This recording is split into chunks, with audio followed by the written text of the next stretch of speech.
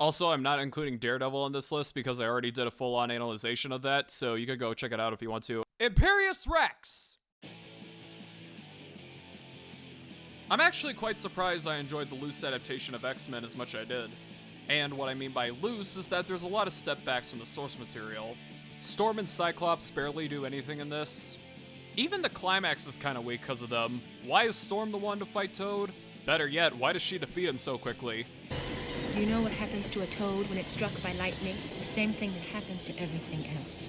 Hell, Cyclops barely does anything in the climax. Storm's wig is not bad, but a little bit distracting. Even Wolverine does almost everything in the climax.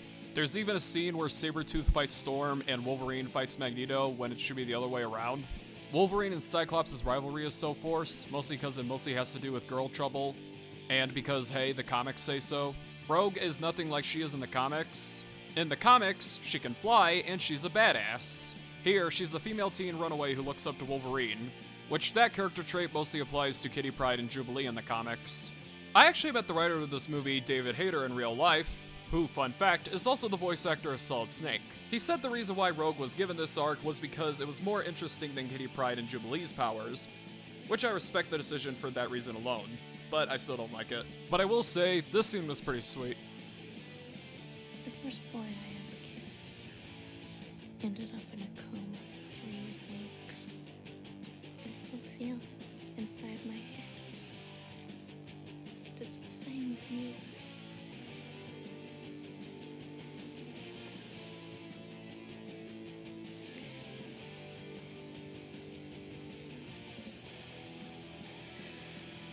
Also, why is Rogue's love interest Iceman instead of Gambit like in the comics? This movie also revolves a ton around Wolverine. It's basically Wolverine's standalone movie, just with the X-Men characters in the background. Sabretooth and Wolverine's rivalry in this is completely wasted. Even the final fight between Sabretooth and Wolverine is very lackluster at best. Can't you read my mind?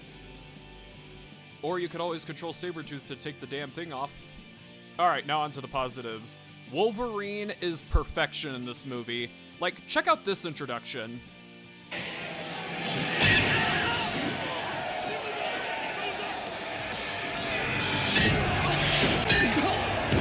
Ladies and gentlemen, tonight's winner. That amazing scene had me bi-curious all over again. I also like how this movie explores Magneto's origin in the concentration camp. And the scene with the gate was pretty good. Patrick Stewart and Ian McKellen are perfect casting for Professor X and Magneto. They're the right age, they have the right accents, and they become close friends in the real world. I also enjoyed some of the villains in this movie. I enjoyed Mystique. You know, people like you are the reason I was afraid to go to school as a child. I also like how Mystique disguises into Iceman to get into Cerebro. And I enjoyed Ray Parker, aka Darth Maul's Toad. The CGI, in my opinion, still holds up to this day. Even the ones that are not so appealing still hold up to this day. I also like how this movie takes place in the not-too-distant future. Next Sunday, AD. I also like the idea of the X-Mansion being a school for mutants. That was never really a thing in the comics, and most of the students were just the members of the X-Men. I also like the gun scene.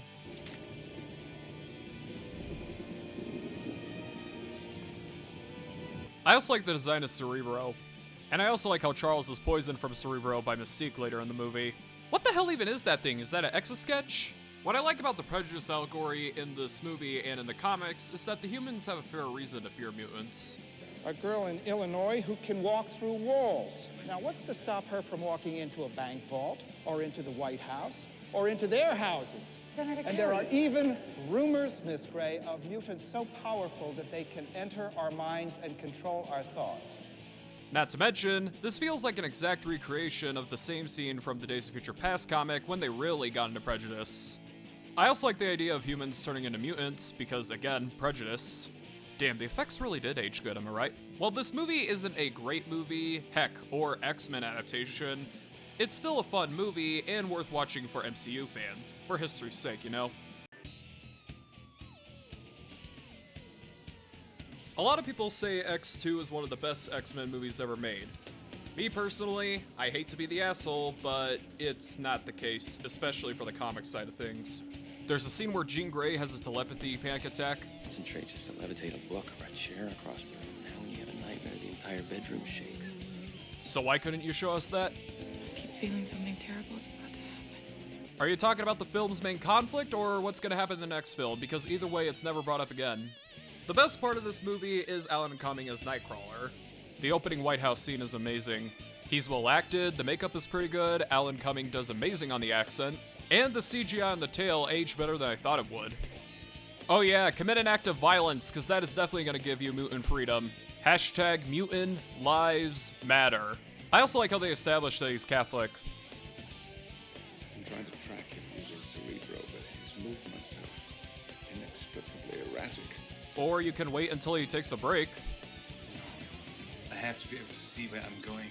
Of course you do. It's about to get very cold in here. I'm not going in. You can always teleport out and back in. Or are they hinting at a love storyline? Because if they are, Solid Snake pulled it out of his ass.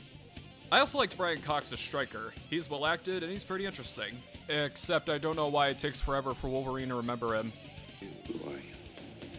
Don't you remember? I was piloting Black Ops missions in the jungles of North Vietnam when you were sucking on your mama's tit at Woodstock, Kelly. You both literally look the same age, and what was with that sense of humor again? Lady Deathstrike is in the movie, who is nothing like Lady Deathstrike in the comics, not just in design, but in character too.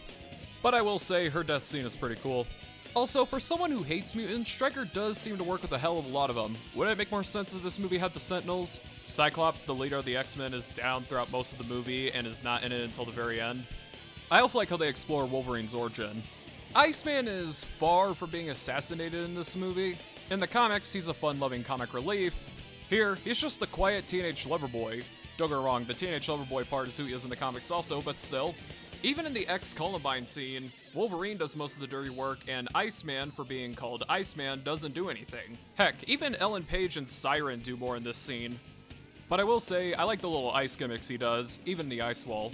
I also like the scene where they explore Iceman's dynamic with his parents, which was taken from the 1980s Iceman miniseries. And I also like how his brother is a tattletale to the cops.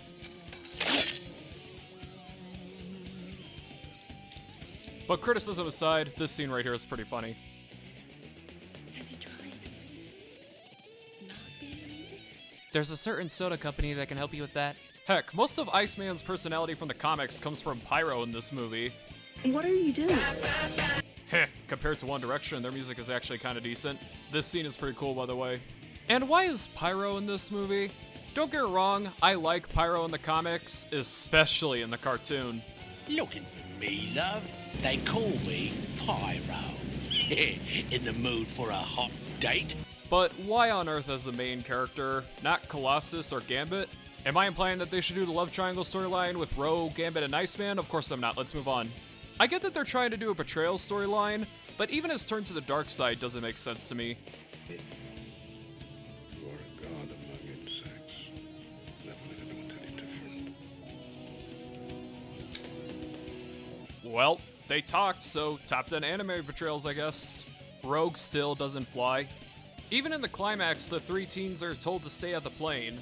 I'm sorry, one of them can shoot ice, one of them can manipulate fire, and the other one can suck people's energy. I think they could be of amazing help here. Also, I never got why Wolverine is chosen to babysit the X-Mansion. You don't have Colossus to do that, or hell, anyone else? Worst team ever. There's also a scene with Charles and a fake young girl, and it goes on forever. I also like TV Mutant in this one scene. I don't know why, I just like his concept. I also like the Spy Mystique scene. Okay, let's check out this Easter egg, which is in the Mystique spy scene. Maximoff 2, okay, that's Wanda and Quicksilver. Moonstar, Danielle, okay, that's New Mutants, I believe. Remy LeBleu, that is my hunky Gambit. Jamie Madrox, that's Multiple Man, I love that character. Also, why would you have Nightcrawler and Mystique in the same scene and not acknowledge that they're mother and son? I also like the middle finger moment. Beast cameo. Colossus is in this movie and he's not Russian. Come on, get in, let's go. I can help you. Oh, yeah? You know, in any other scenario, I'd be laughing with this scene, but how did it not destroy the keyhole? Because adamantium? You forget about Wolverine's relationship with Jean in this movie, and it's also out of nowhere. There's also an unnecessary sex scene between Mystique, Wolverine, and Mystique as all the girls. I'm sorry, if it was a threesome with Mystique, Jean Grey, and Storm, I'd be fine with it, but again, this just seems forced. There's another sex scene that includes an ass injection, leading to this.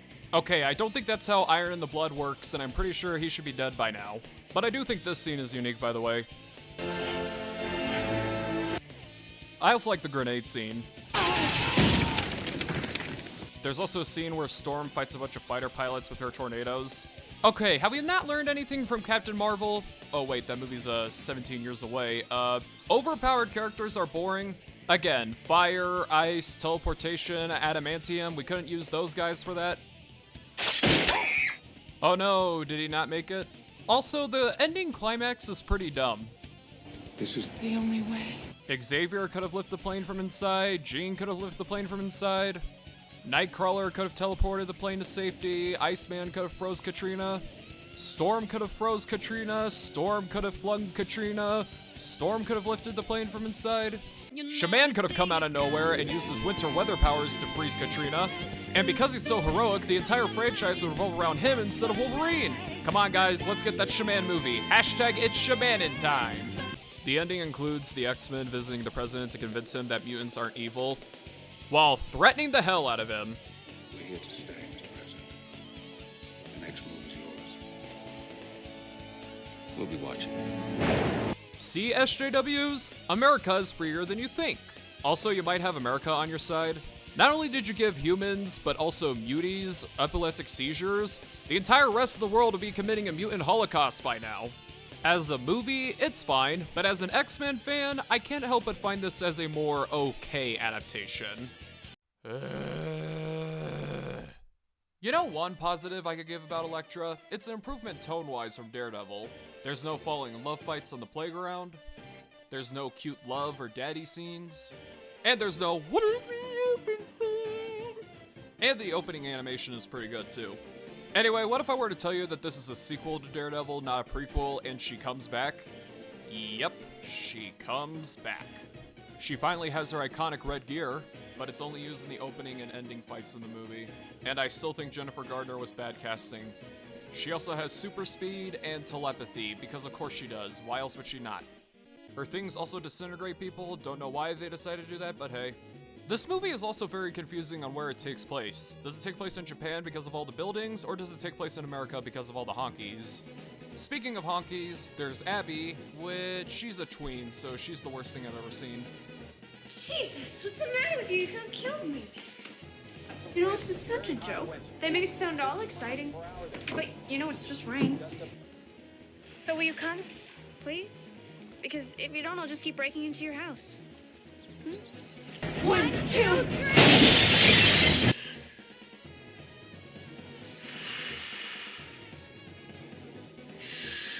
Shh. Thank you.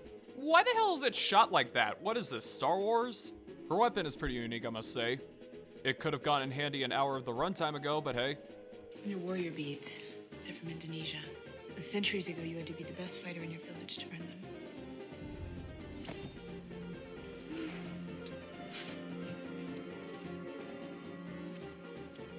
Why are you hiding? You both are in the danger hour right now.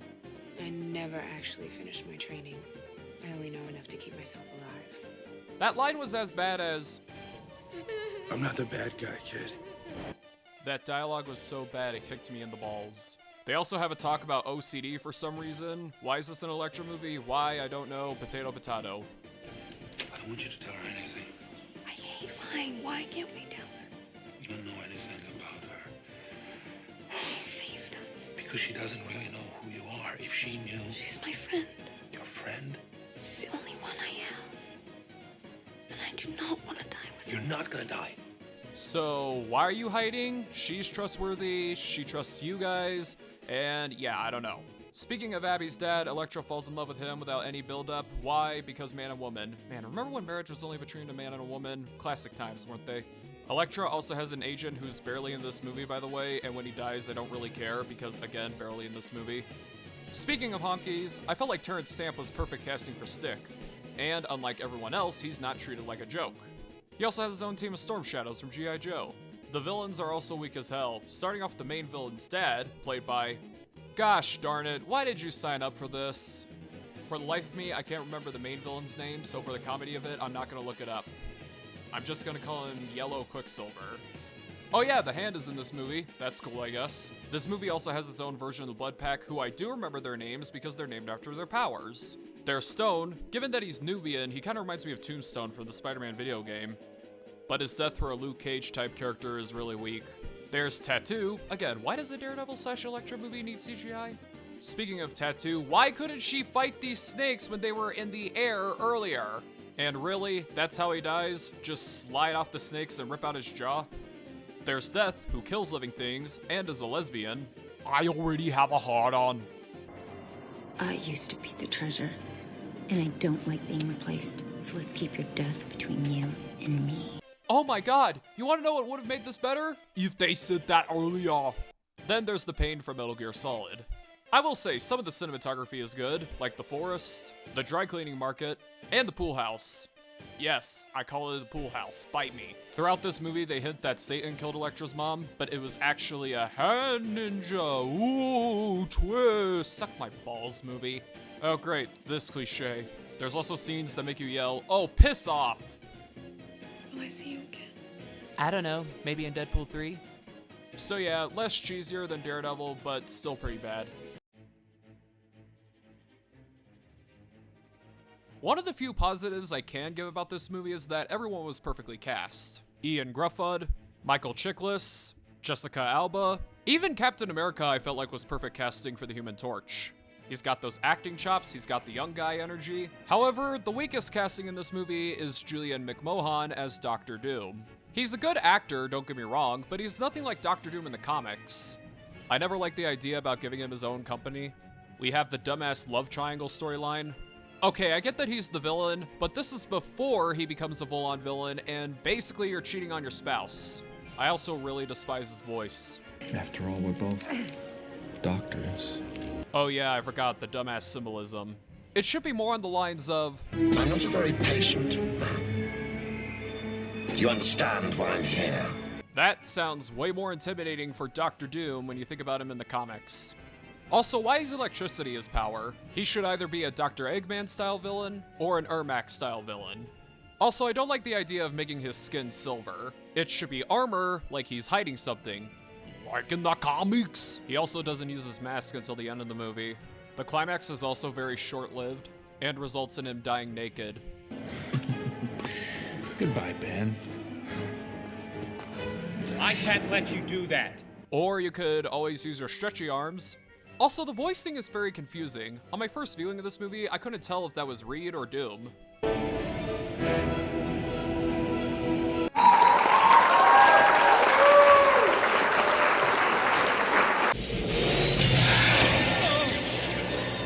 Okay, that was badass.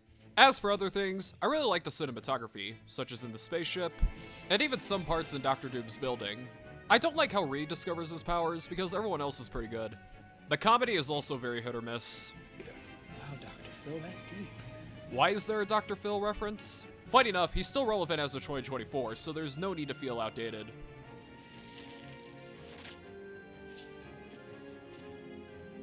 That's gross. Don't do drugs. Okay, those were good. This is more of a nitpick, but why is Johnny the comic relief and not Ben like in the comics? There's a reason why he's the token black guy, I mean rock monster.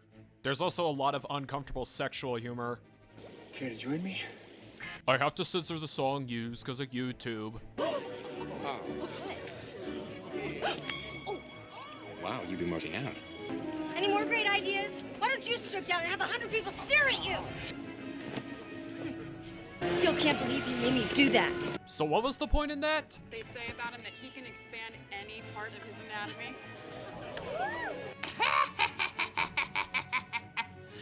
Looky here! Johnny Storm is all buff, wearing a pink coat, and it looks like he's holding his penis! Silly Caitlyn Jenner, I mean Johnny Storm, pink is for girls! There's also a dumbass fake-out scene, which could also relate to the dumbass symbolism. Turtles in the world here, Ben. You had the best. Give me that mirror. Give me that goddamn mirror. Ben, just be strong.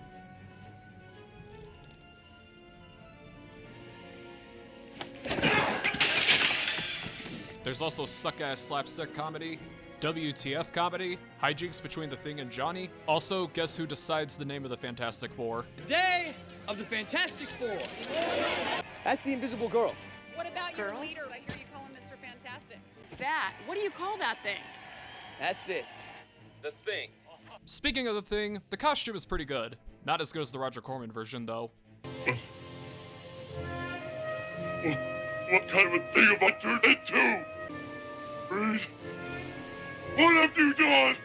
What have you done? Speaking of the Thing... Hey!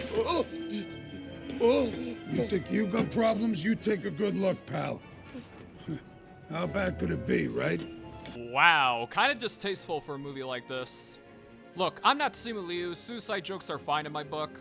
1, the dialogue used. 2, this is a superhero movie. So what should Ben do? Go and save him.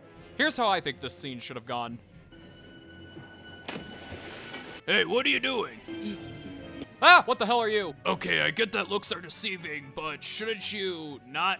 Okay, the world makes no sense anymore, and I'm gonna jump off this bridge because the script tells me to. Alright, fine, I'm gonna save you, but we're not gonna show it because this movie was already shot. Also, I never got Ben's relationship with this ex-ho. Like, why are you scared and running away? He's the same person, he's just transracial now. I also felt like the reason she left him was stupid.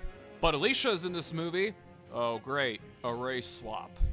Most of the action is also caused by the Four. Not on purpose, but on accident. There's still 100 things wrong with it being on accident. Also, I never got why the cops had such a grudge with the Thing. Oh yeah, right, because orange is the new black. Also, I never got why they wanted to cure their own powers. You can control them completely fine from the start, and you use them pretty well in the bridge scene, and now you want to cure your superpowers like it's AIDS. Seriously, the only person who needs to be cured in this scenario is Ben. Also, Johnny is the only one who wants to keep his powers, which is kind of stupid. Come on, Johnny, come on! Is he flying? Wait, no!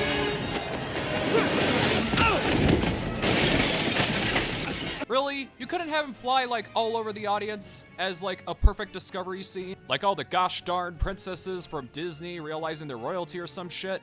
Also, guess where the Thing's catchphrase comes from? It's clobbering time! I've seen a lot of people who dislike this movie all say that they appreciate this movie for what it was, and I'm one of those people. Not a horrible movie, but still not good. Like, close to good anywhere at all.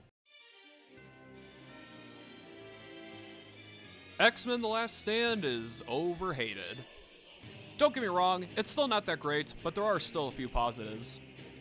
It does have the best action out of the original trilogy.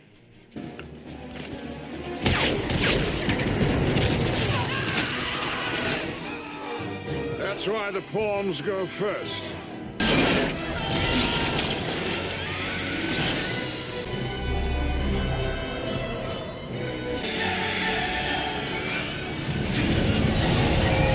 I just wish we had a better script. We also have the car scene. I also like the fight scene with Wolverine and Spike. We all can't forget the Juggernaut scene. Don't you know who I am? I'm the Juggernaut, bitch! I also like the inclusion of the Cure storyline, because it kind of helps move the prejudice allegory forward. Mock is in this movie. The scene where, clearly not a baby, he's a grown child, Angel, cuts off his own wings, which was pretty brutal. Except, how did they grow back? But I do like how he's got the braces like in the comics. I think I speak for pretty much every X-Men fan when I say that Angel is not my favorite character, but I think I should give him a better role than just a non-team member cameo role. Need I remind you that this is the only X-Men movie with the original 5 members? You could have Avengers Endgame this crap with like a fight scene or a reference or something. I also like some of the obscure villain choices, like Porcupine, who, fun fact, would later go on to play Karnak from the Inhumans TV show, and I also kind of like Quick Bronze. By the way, would this be considered a token Salem cat fight? But the best part of the movie is Fraser himself, Kelsey Grammer as Beast. From the makeup to the acting to the casting to the voice, this guy is perfect. I also kind of like Storm as a leader figure in this movie. But Scott is completely useless in these movies. He went from a background character in Wolverine's standalone movie to being absent the entirety of X2 to getting his ass killed off in this movie. I don't care who you make the leader, just make Gambit the leader for crying out loud. I legitimately didn't want to see him anymore after this scene. Bobby!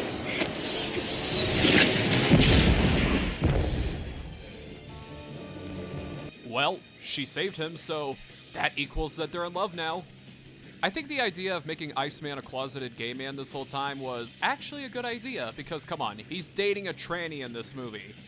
Not to mention, Rogue is very unlikable in this movie. You don't seem fine, you seem like you're avoiding me. I mean, something's wrong. What's wrong is I can't touch my boyfriend without killing him. Other than that, I'm wonderful. Hey, I don't think that's fair. Have I ever put any pressure on you? You're a guy, Bobby. Your mind's only on one thing. Okay, I think he has every right to cheat on you with Juno right here. She also gets cured in this movie, which shows me that the writers had no desire to make her fly in any of these movies. Iceman's still not a fun-loving comic relief. He's the lover boy these movies made him out to be again. But I don't care anymore because he has his ice skin now! Let's go! Only for him to turn back into a peasant like 5 seconds later. I was having a seizure on the couch for nothing. By the way, that de-aging is very convincing, isn't it, boys? This movie focuses a ton on Wolverine again, even though we had 2 previous movies focusing on him more already. Love the Sentinel cameo, by the way. Multiple Man is in this movie, except he's nothing like Multiple Man in the comics. He's a villain this time around.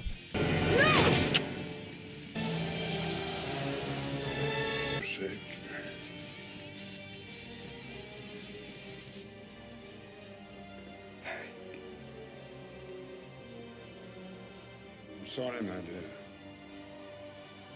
You're not one of us anymore. Again, good for the prejudice aspect. Colossus still doesn't do anything, and he's still not Russian.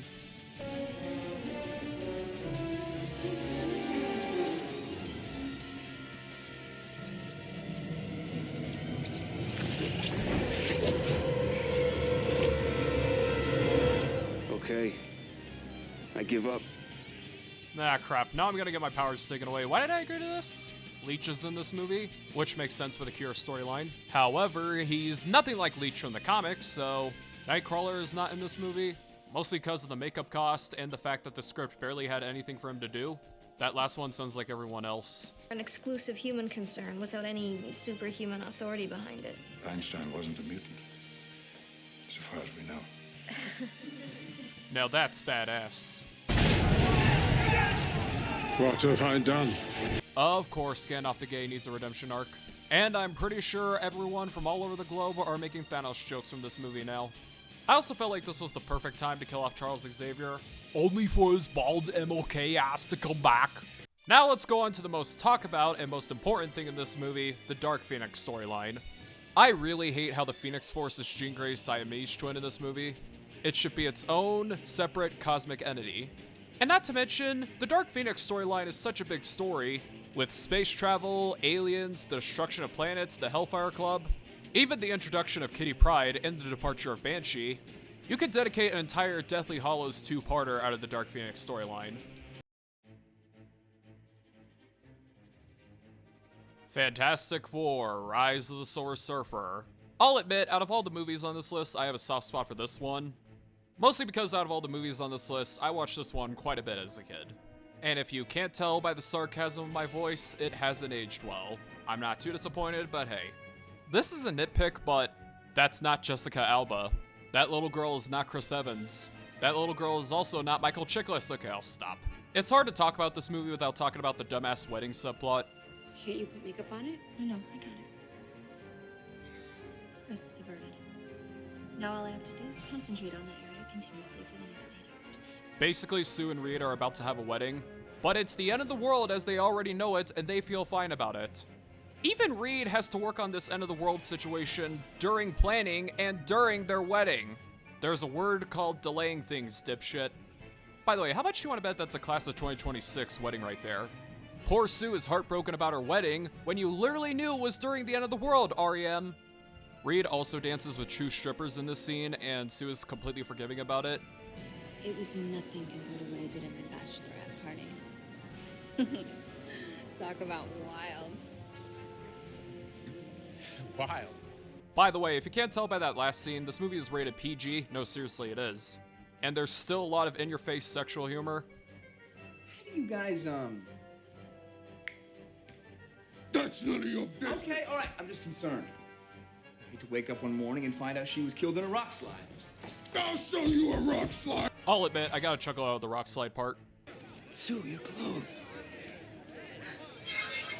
Why does this always happen to me? Mr. Storm, we're heading to intercept the surfer in 10 minutes, with or without you. Were you just waiting outside the bathroom to try and catch me in a towel? She's like, I can't believe you're gonna have a career after this. And I will say, some of the jokes are pretty good in this movie.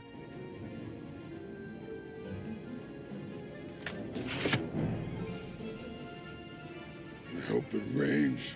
But there's still a lot of slapstick humor in this.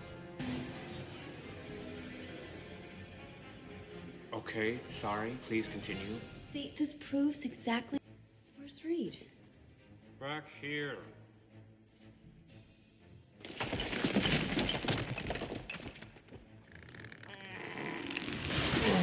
Richards. By the way, is the Thing gonna fight a bear? You're cute.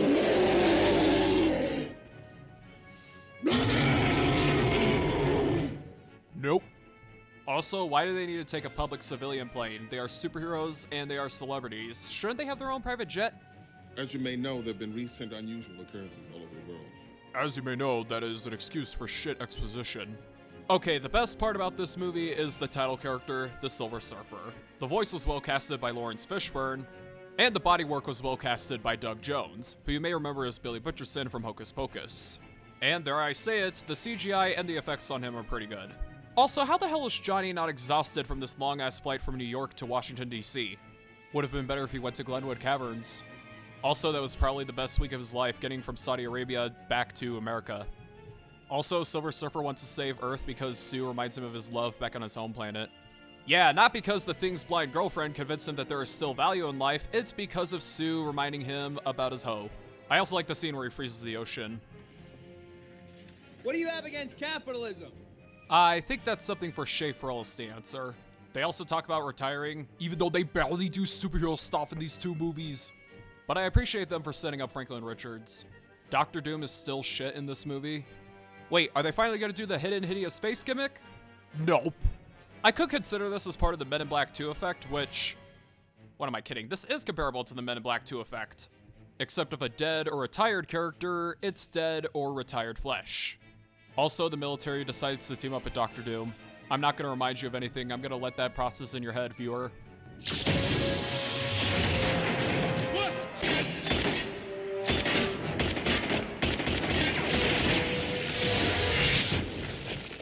Okay, that was cool. And gee, maybe this happened because you trusted Doom. You should have gone back to Luke Cage's place, damn it. It's clobbering time. He's also defeated by the Thing using a crane. Yeah, not a superhero, nor the Silver Surfer, or an accident by Galactus, just a frickin' crane. Also, you wanna see more examples of why his voice sucks? You know, I've never been the giving type, Reed. You couldn't cast Lawrence Fishburne as Dr. Doom, what the hell? But the best part about Dr. Doom in this movie is that Latveria's mentioned, guys, let's go! Speaking of which, when are they gonna fight something? I know that she's blind, but I'm pretty sure you could still run away. You're not Black and Keller, girl. Invitation, sir. I should be on that list. Name? Stan Lee. Yeah, nice try, buddy. No, really, I'm Stan Lee. I feel like the switching powers storyline could work, but you kind of forget about it halfway through the movie. And I'll admit, I really like the Ferris wheel scene. It makes me feel like I'm reading a Fantastic Four comic. Especially with what Sue is doing right here, that is amazing. And I'll give the movie credit, this is the closest we'll ever get to seeing Super Skrull in these movies. And the most memed about thing in this movie is Galactus' anus. That's right, Galactus is not a giant human who eats planets, he's a giant anus. And now me and my homies are arguing who gets to put our penis in there. But at least we get to see him in the comics a little bit. By the way, were they setting up Namor in this movie? Because it makes way too much sense.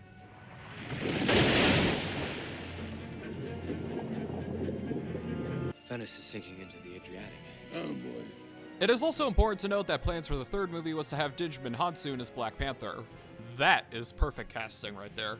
Anyway, not enough space anuses.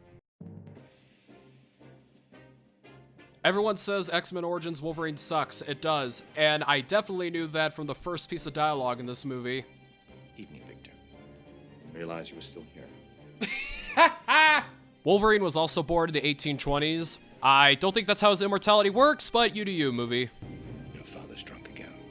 Wait, so do both of the fathers live in the same household? This movie also has a fetish for the screaming to the skies cliche.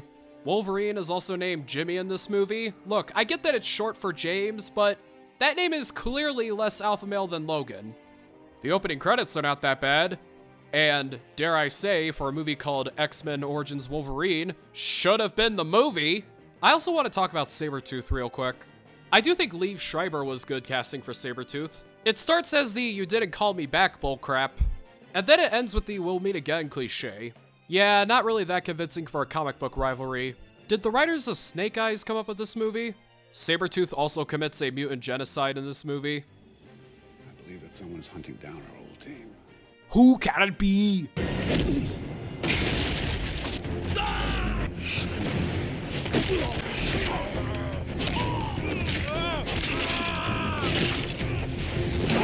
That wasn't even a fair fight! He's also taken down by logs, which is what you're looking at the screen right now. Oh look! will.i.am is in this movie. It's okay. The song "I Got a Feeling" came out the same year. You'll get your redemption sooner than Ryan Reynolds. Wolverine's claws look really bad. Seriously, they look like plastic toys. They try adapting Weapon X, but of course it's not Weapon X. Speaking of his claws, this is the movie where he does the most creative stuff with his claws. Sometimes better and sometimes for worse. Hey look, it's the X logo. I get it. They all range from "makes sense." Okay, that's pretty sick. Come on.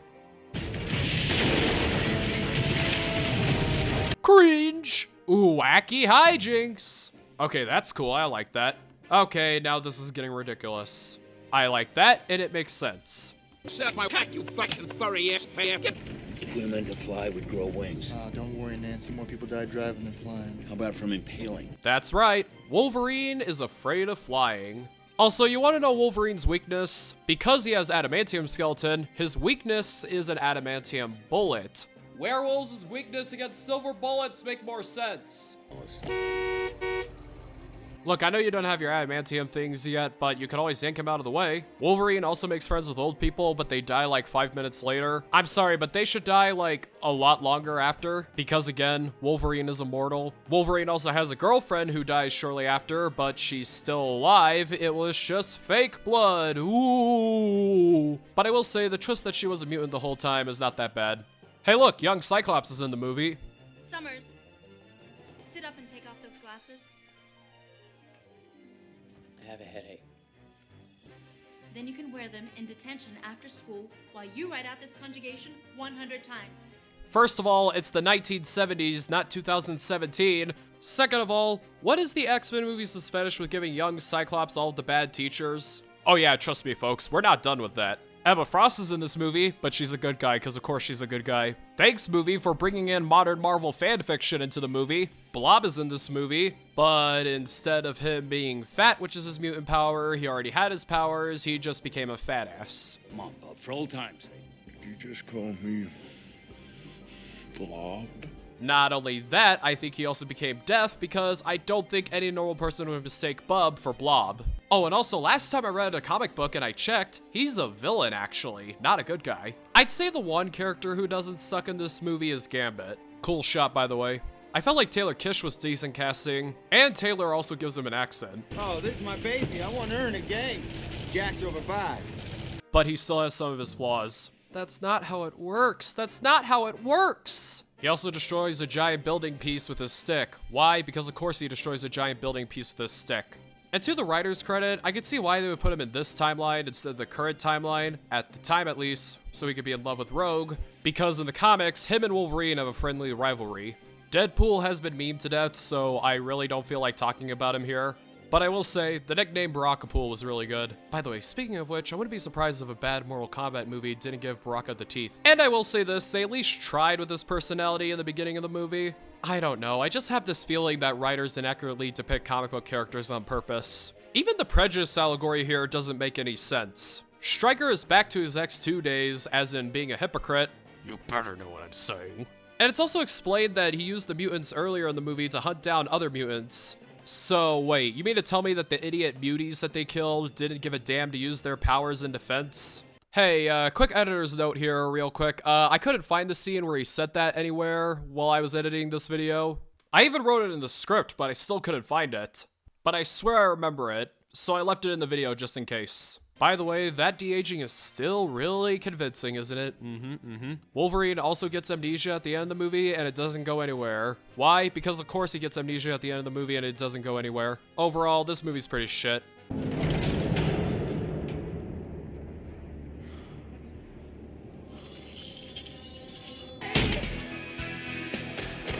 Hey, it's me. Don't scratch. Just cleaning up the timelines.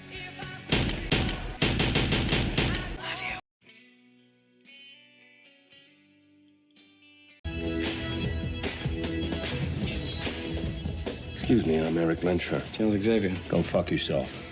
X-Men First Class is amazing. I was happy to learn that Matthew Vaughn, the creator of Kingsman, was the director of this movie. And hey, Kingsman Secret Service is one of my favorite movies of all time, so of course I'm gonna like this one too.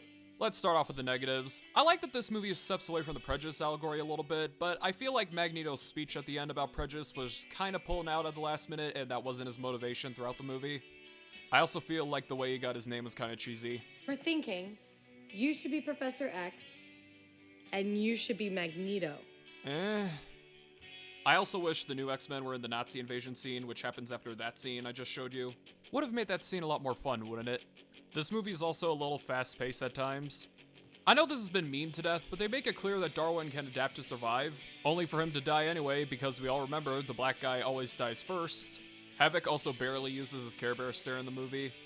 Okay, now onto the positives, because there's a lot.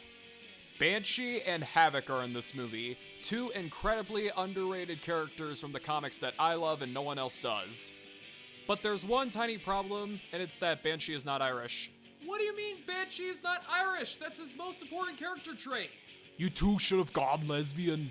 This is more of a nitpick, but I don't like the change of making Havoc Cyclops' older brother instead of his younger brother, but I will admit, the young Cyclops cameo was pretty cool. The scene where Havoc is hanging off of Banshee's arm made me so happy because it reminded me of all the X-Men comics I read with Banshee in it. It's like I'm experiencing the childhood I never had. And yeah, you could definitely tell how they both barely used their iconic features, and this scene right here, they definitely wanted them for more sequels. I also like Charles and Mystique's sibling relationship in this movie. Sure, it's not comic accurate, but whatever gives her a backstory. And I feel like the casting of the first badass female in all of media was perfect casting for Mystique. And her turn to the dark side actually makes sense because of her interactions with Magneto earlier. James McAvoy and Michael Fassbender are also pretty good castings for young Magneto and Charles.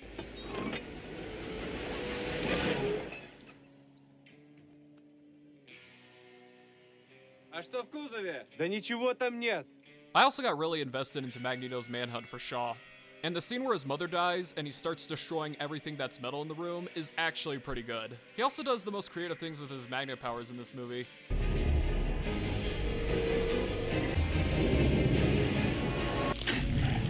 Déclombage en métal, hein? Pas en or. Time to go. I also like this shocking ass scene. Sure. This movie is so overly sexual, I love it.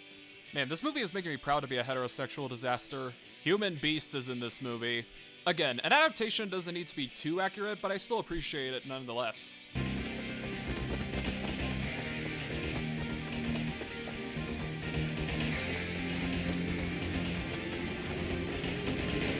I know I praised this movie for taking a break from the prejudice aspect, however, they explore it in a different way, and that's self-prejudice. Which is why I like Beast and Mystique's relationship fine in this movie. Better yet, Magneto comes up every once in a while to bring in a good point. By the way, if I look like you, I wouldn't change a thing. I also like how Beast makes a cure for him and Mystique using her DNA, only for him to become a blue version of Mike Myers' Cat in the Hat. Now on to the villains. We have Sebastian Shaw, played by Star-Lord's idol. From his powers, to him creating the iconic helmet, to his connection to Magneto, all make him a pretty decent threat. He also has one of the greatest villain defeats in any comic book movie.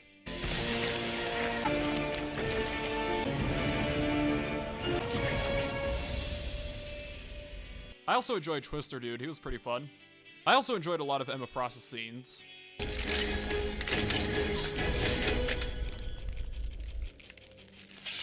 I also enjoyed Azazel in this movie, aka Nightcrawler's dad.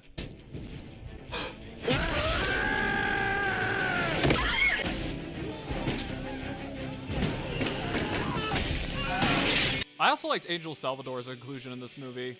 From her wings to her fireballs, she's pretty fun. And I don't care if she becomes a villain, that's one of her best parts in this movie. And I wish her name was changed in order to avoid confusion with this Angel. Also, Warren Worthington I is in this. I also like how this movie takes place during the Cuban Missile Crisis. I know this scene was inevitable, but the moment Charles becomes a cripple is still shocking nonetheless. If they just removed the flaws I mentioned earlier, this would have been the perfect X-Men movie. And finally, comic-accurate Magneto. I prefer Magneto. The Wolverine is criminally underrated. Let's start off with the negatives. We have the dumbass love triangle storyline. This movie is also incredibly slow-paced. The twist is something you could smell coming from a mile away. This movie was also the perfect opportunity to introduce Sunfire because Japan. Now on to the positives. I like the opening scene with hero Sailor Moon Shima. Okay, this scene kind of pisses me off because Wolverine is supposed to be avenging Pearl Harbor, not Nagasaki. It's also followed up by a scene of him regenerating. Now we know where he got skin cancer. I also like when Wolverine confronts a hunter after a bear rampage. I pulled it out of the back of a grizzly. Whoever shot it didn't have the wind or the balls to track the animal properly and put it out of its misery.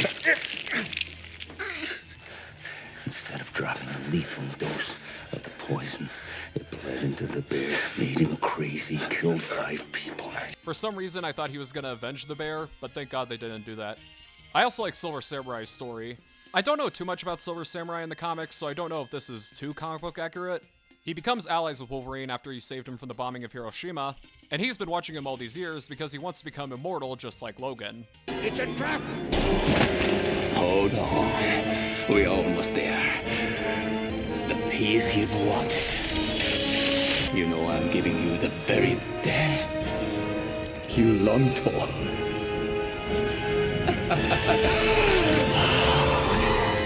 Okay, you thought he was going to turn into a baby there too, right? I'm also kind of mixed about his suit being a Transformer style. First off, it is 10 times better than the Rhino in The Amazing Spider-Man 2, because it's more human-like instead of war tank-like, but come on. This thing, but at least it's in the movie. I could say the silver all around Silver Samurai's places is dumbass symbolism. It works because of Silver Samurai's goals with adamantium. I probably should have said this earlier, but I love that this movie takes place in Japan, especially since it relates to Wolverine's backstory in the comics. Yukio is also the closest we'll ever get to a comic book accurate Lady Deathstrike. I also like the inclusion of Viper in this movie. She definitely felt like a pretty good threat, except I thought she was a Disney property, but okay. Her death scene is pretty cool though. I also like how Logan is losing his regenerating powers because it does add good suspense to this movie. And the thing that's causing him to lose his powers is freaking phenomenal. A more cliched film would have Logan drink a potion to regain his regenerating powers. And the part where he's just digging just to get it out is gruesome, but I love it. This is some very suggestive body language. Is she petting the cat or preparing to eat him?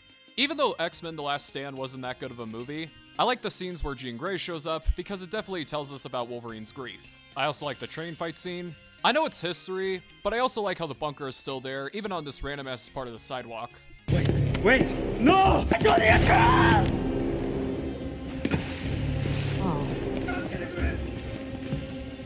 How did you know there's a pool down there? I didn't. I also like how when Wolverine's adamantium claws get chopped off, instead, his bone claws regenerate. I like it because it's a good progression of the story. We are grateful for your protection of Mariko, but there's one more sacrifice you must make for her family. Go fuck yourself, pretty boy.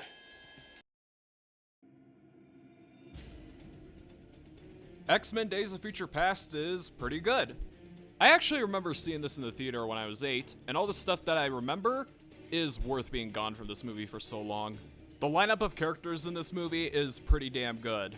And the opening fight scene is really damn cool too.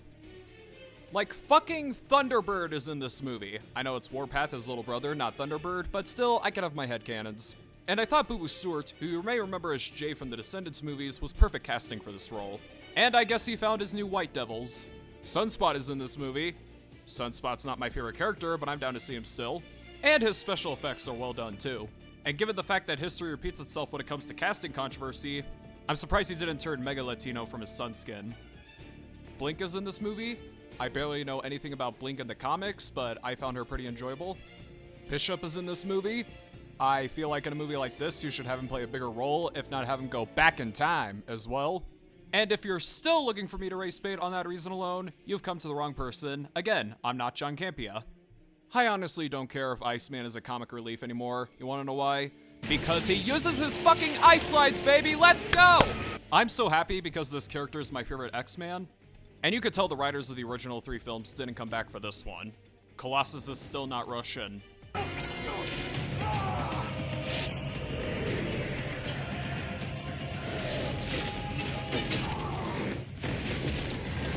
The movie puts everyone aside and still focuses on Wolverine again. In fact, we spend a long time away from everyone. Also, I never got why Wolverine thought that he would have his middle claws still, even though in the last movie they were gone. Also, I have no clue why Trask goes from Mac to Eddie Plant in the same timeline. Also, bullet to the leg! Mystique's involvement in this movie is fine, mostly because it adds into the dumbass timeline. And I like the scene where Charles talks through everyone in the airport to get the message out to Mystique. Girl I grew up with wasn't capable of killing. She was good, fair, full of compassion. And of course, this.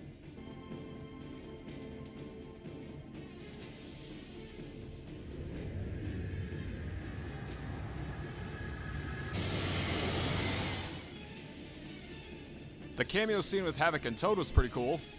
And it's nice seeing Toad on the big screen for the first time since 2000. And again, just like X2, stay in disguise! I also like how Beast can control his powers now, because I don't think that was even in the comics.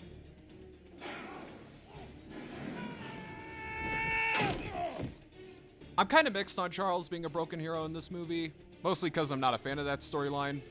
But it works because he's not an unlikable asshole in this movie, and he's not portrayed as a joke. Unlike some other damn movie. And I'm also kind of fascinated that they use heroin in this movie. And the fact that it drains his powers and helps him walk. And I felt like the one F-bomb was well timed too. I do remember you now. Yeah, we came to you a long time ago seeking your help. And I'm gonna say to you what you said to us then.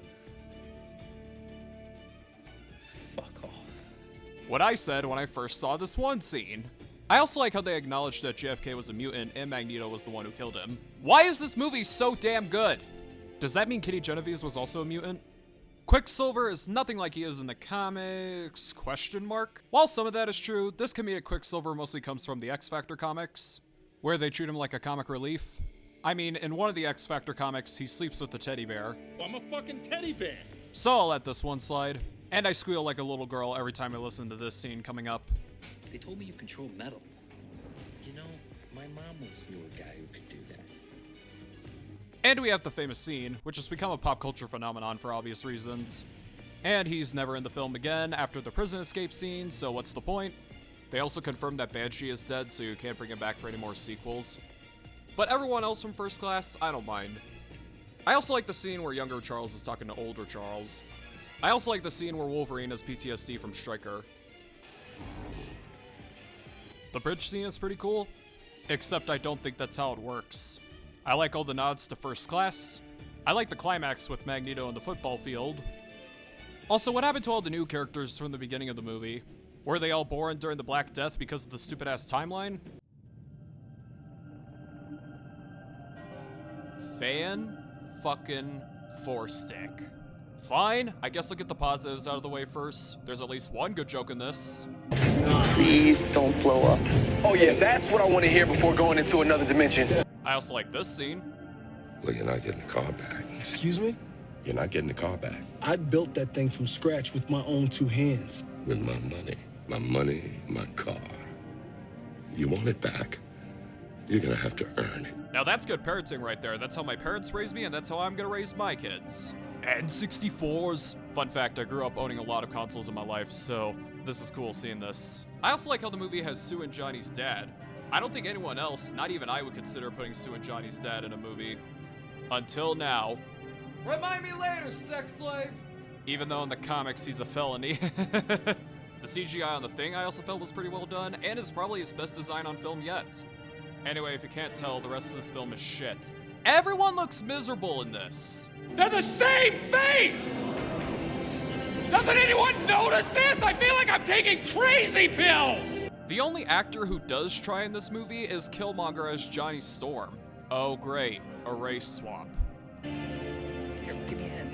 Oh yeah, this one is definitely going on Instagram. Oh, pretty nice. I'm taking that area over there. Is that Adolf? Long time. Whiplash over here also kind of tries, but he ends off as Jesse Eisenberg in Social Network, just overacting this time around. The kid actors in the beginning are also awful. They are straight face and talked like a depressed voice actor. Where's that? I don't know yet. Reed. What? You're insane. Thanks. I know you. From school. I'm just looking for a power converter. You can always ask, this isn't Latveria. Look, I get Reed is the smartest man alive, but how is he able to do all this at 7? Literally, him doing a prototype like this at the age he is throughout the rest of the movie is more convincing. Same place the car went to. That or it just disintegrated. Beat me up, Scotty. I'm sorry, but no amount of Star Trek references is gonna save this movie. Oh yeah, Homer Simpson's voice actor is in this movie. Out of all Marvel movies, you have to be in this.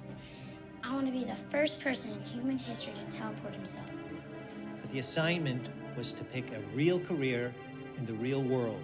That is a real career in the real world?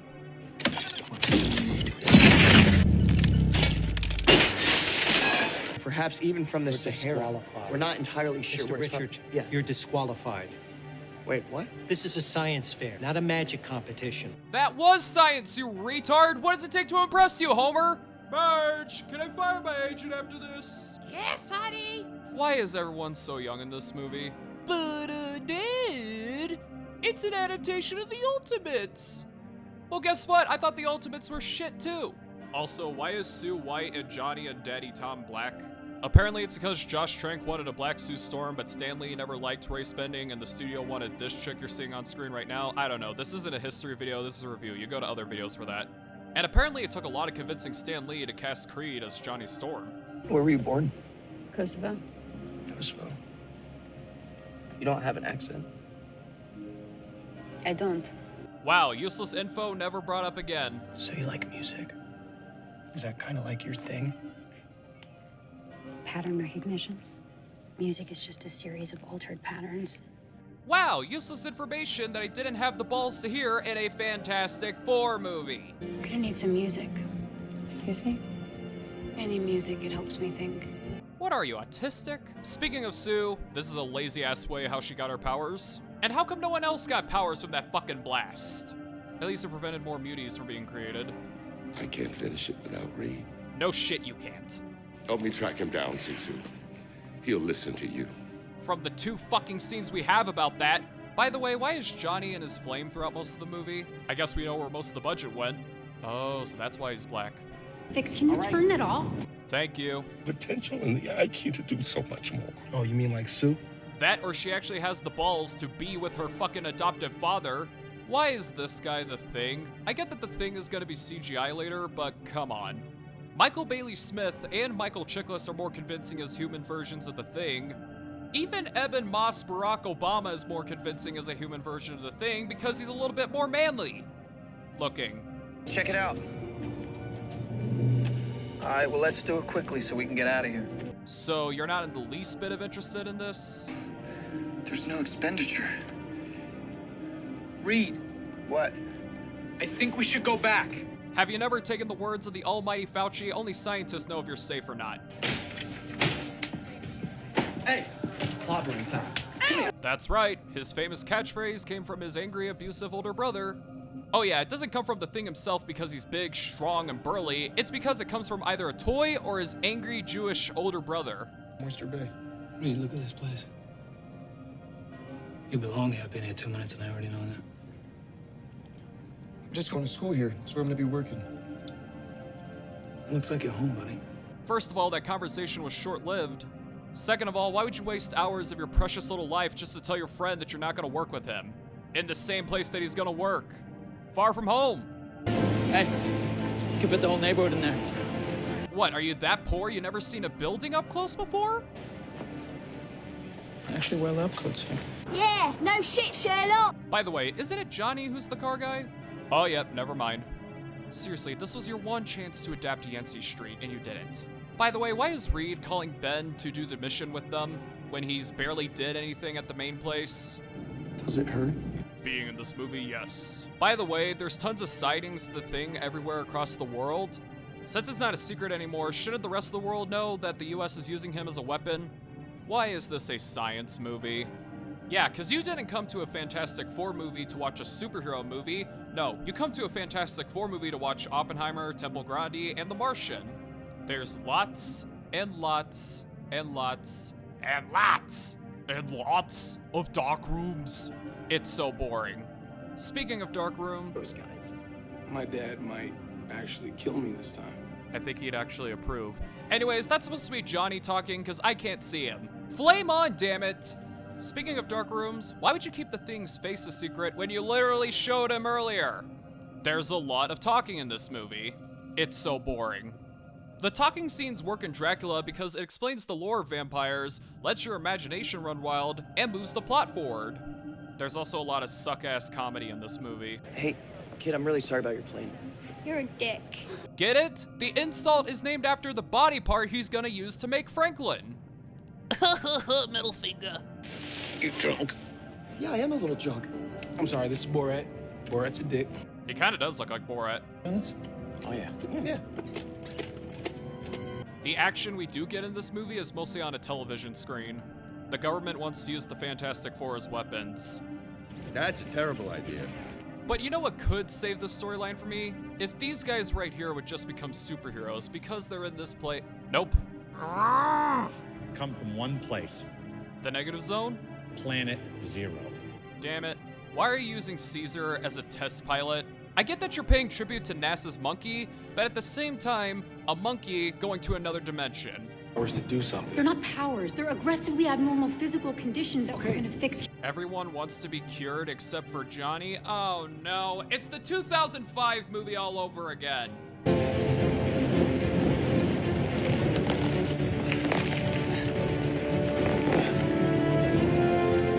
Reed Richards can shapeshift? That's not how Super Stretch works. That's not how Super Stretch works! Oh my God, Ben. So, this is where you've been hiding. Damn it. It works. We have to start thinking about sending men. Yeah. Us. Look, I want to talk to him.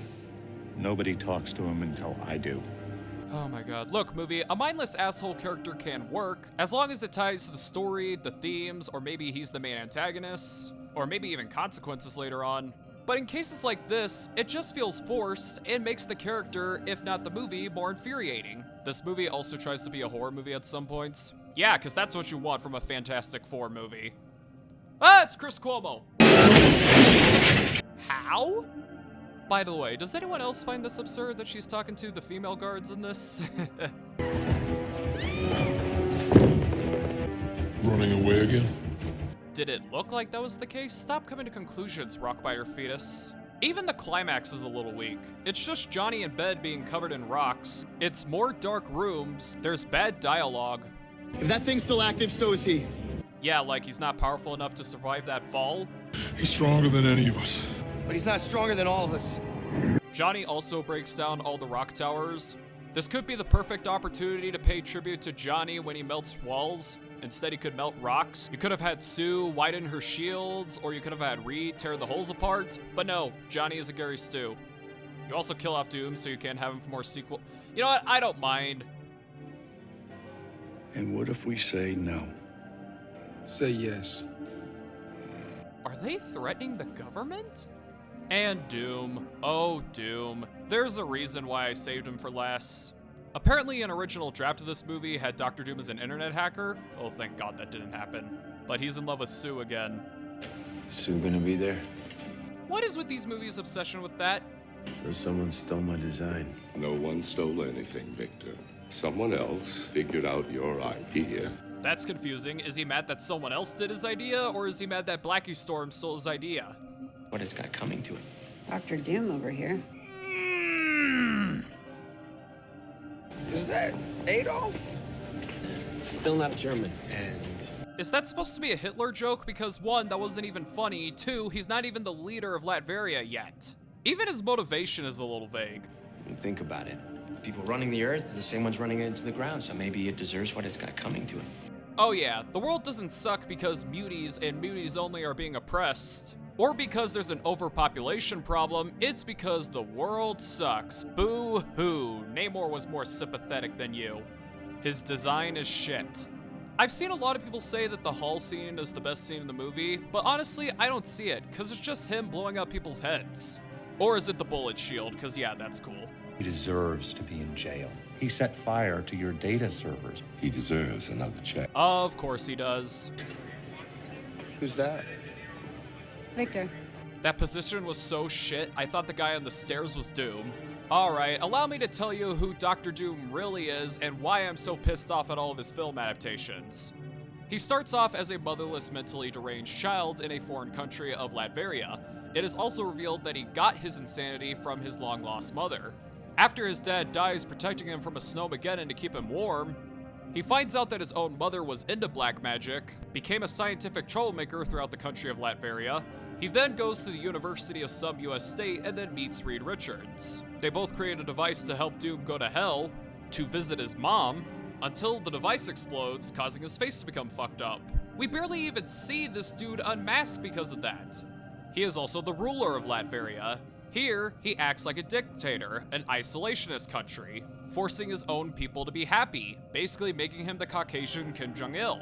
He's a technician, he's a trickster, and he wants world domination. He's the kind of character who's evil, but he doesn't know why he's evil. He doesn't have a motivation like Magneto or Count Black, he's just evil because of bad past events. A lot of people criticize the idea of mustache-trolling villains because people say that they're bland and forgettable, but here, you could have appealed to people like me who like mustache-trolling villains, and to everyone else who wants more complex villains with Doom. How is that so hard to adapt? How is that so hard to adapt?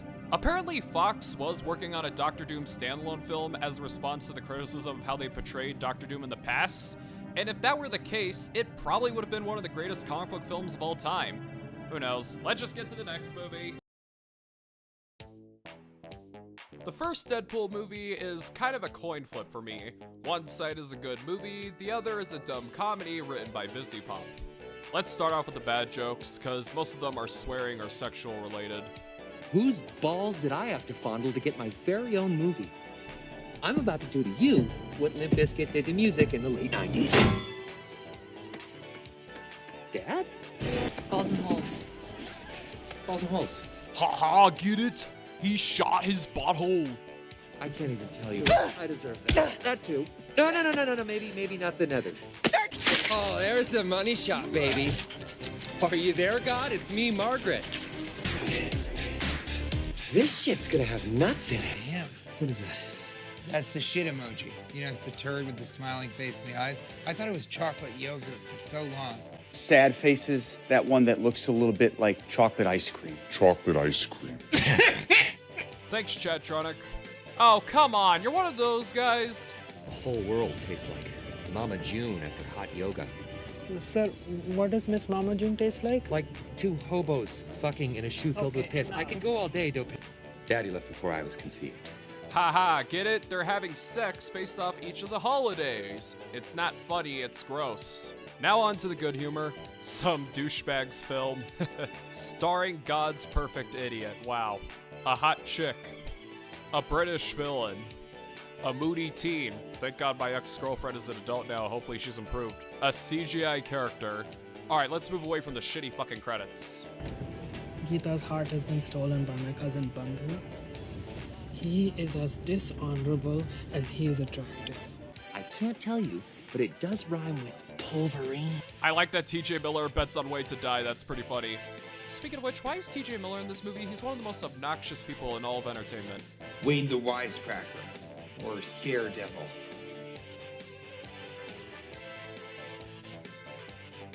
Or Scare Devil. Mr. Never Die. Can we go? Look, I'm a teenage girl. I'd rather be anywhere than here. I'm all about long, sullen silences, followed by mean comments, followed by more silences. Most relatable rant ever. And I don't care what anyone says, the baby hand is funny. Tell me where your fucking boss is, or you're gonna die in 5 minutes! Onto our stage right now. Give it up for Chastity. Stan Lee is a strip club host? Okay, second best ever cameo ever. I say second because nothing's ever gonna beat this.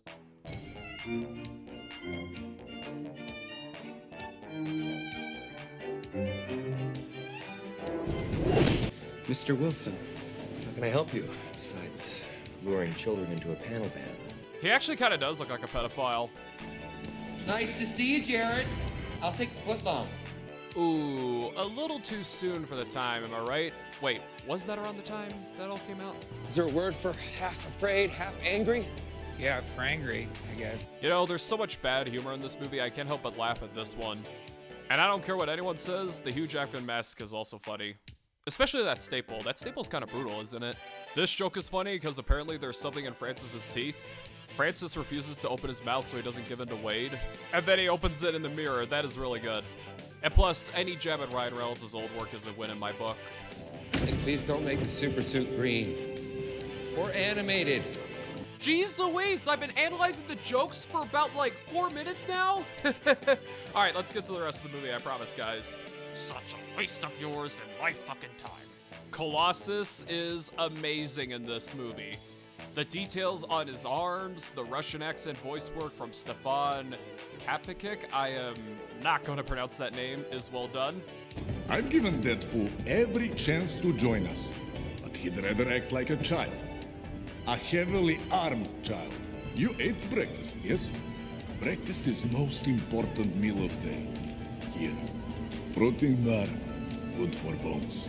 The limb breaking scene is pretty funny. Oh! Oh! Canada! You ever hear of the one-legged man in the ass-kicking contest? Do you have off switch? Yeah, it's right next to the prostate. Or is that the on switch? With all the sexual humor in this movie, that scene was pretty relatable. He also has a handful of good jokes, too. Oh! You're on the left. You're beautiful. That is so sweet. The way we... Negasonic Teenage Warhead was decent. She was well acted. That's all I gotta say. She's only in this movie because Disney did a trade with Fox to put Ego in Guardians 2. By the way, why is it only the 2 of them? The studio couldn't afford another X-Men. Ah, that makes sense. One thing that I definitely think gets looked down upon in this movie is the villain, because he's actually pretty good. He's dark and brooding. Fucking Wade Wilson. Suppose I'd wear a mask too if I had a face like that. He puts Wade through torture sections to unlock his mutant powers. And I like this fake out.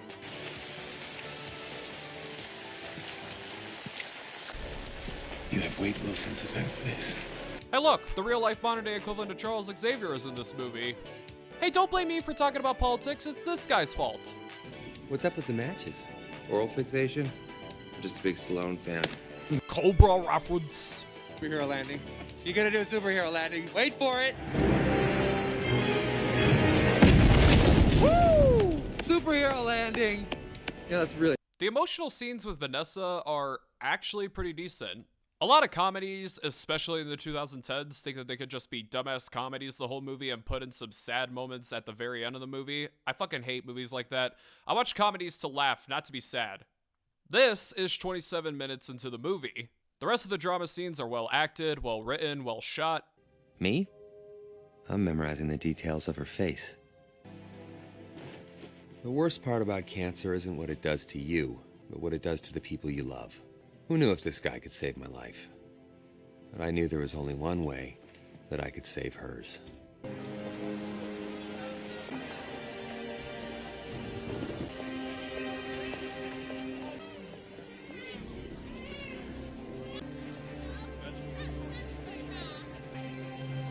So fucking gnarly.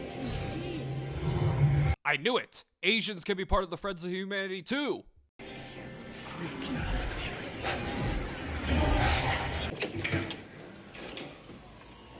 The action in this movie is also pretty good. I've always liked this trope, hitting someone on the radio and the radio channel keeps changing. Deadpool counting his bullets was pretty fun. It's basically a fun little game. Someone's not counting. 6.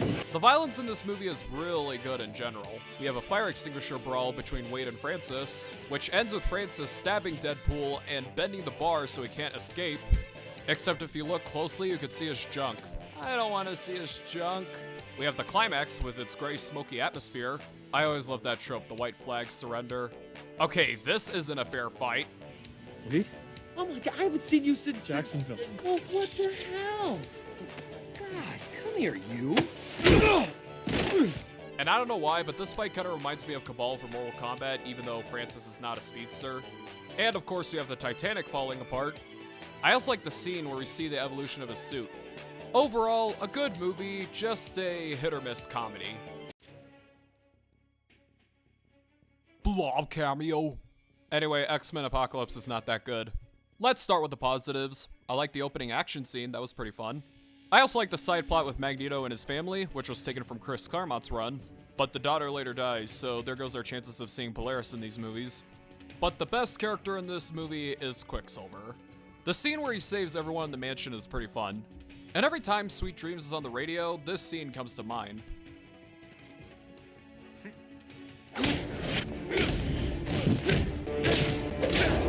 In fact, his arc about discovering that Magneto is his father is pretty decent in general. And I also like the scene where Magneto and Apocalypse are destroying Auschwitz. Now back to the negatives. Why would you have Mystique save Nightcrawler and not mention that she's his mom? Target returns for whatever stupid reason. And because her mind was wiped in X-Men First Class, Charles and Havoc have to get her to remember again. Kinda sounds like Men in Black 2, am I right? The Men in Black 2 effect. Wouldn't it be better if there was a new X-Man in this movie? Like, there we go. Speaking of new X-Men, Jubilee is in this movie, which in the context of this new timeline, that means she's older than Rogue, Colossus, and Iceman? There is like a trillion things wrong with that sentence. And guess what, folks? She still does nothing, and I'm still not gonna race bait. They also hit at a fun mall scene coming up, but it's not in the theatrical cut, it's a deleted scene on the Blu-ray. So what the heck's the point? This is mostly a nitpick, but I don't like the idea of Storm idolizing Mystique. I don't know, I just don't like it. In fact, Storm's redemption arc in this movie is very out of nowhere. She spends most of the movie as one of Apocalypse's 4 slaves, and then she turns into a good guy because her idol, quote-unquote, is being tortured, and then she gets no consequences for her actions in the end. Speaking of Apocalypse, the title character is not that good in this movie. Oscar Isaac was terribly miscast. Moon Knight himself was horribly miscast, and he's not a bad actor, it's just that his performance comes off as a little bit cringy. You'll find you have the power to move the very earth itself. But to see inside a mind, to control it. Never them. I'm here for you. By the way, it would have been cool to see the X-Men fight a giant apocalypse, but instead we get Charles Xavier fighting a giant apocalypse in his head.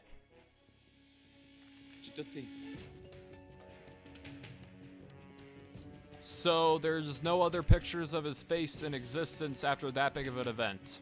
The one PG-13 F-bomb was also painfully misused in this movie.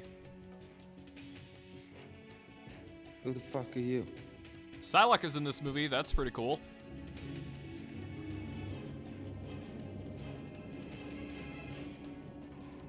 Yeah, that hoe is definitely coming back. Angel is in this movie. Again, not my favorite character, but shouldn't he be a team member instead of a full-on villain?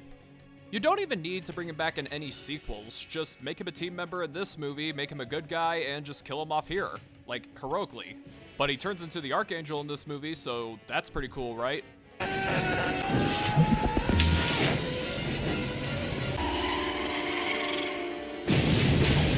Yep, the fucker who could fly dies in a plane. Would have made more sense if he crashed himself, but hey, he did 9/11 confirmed.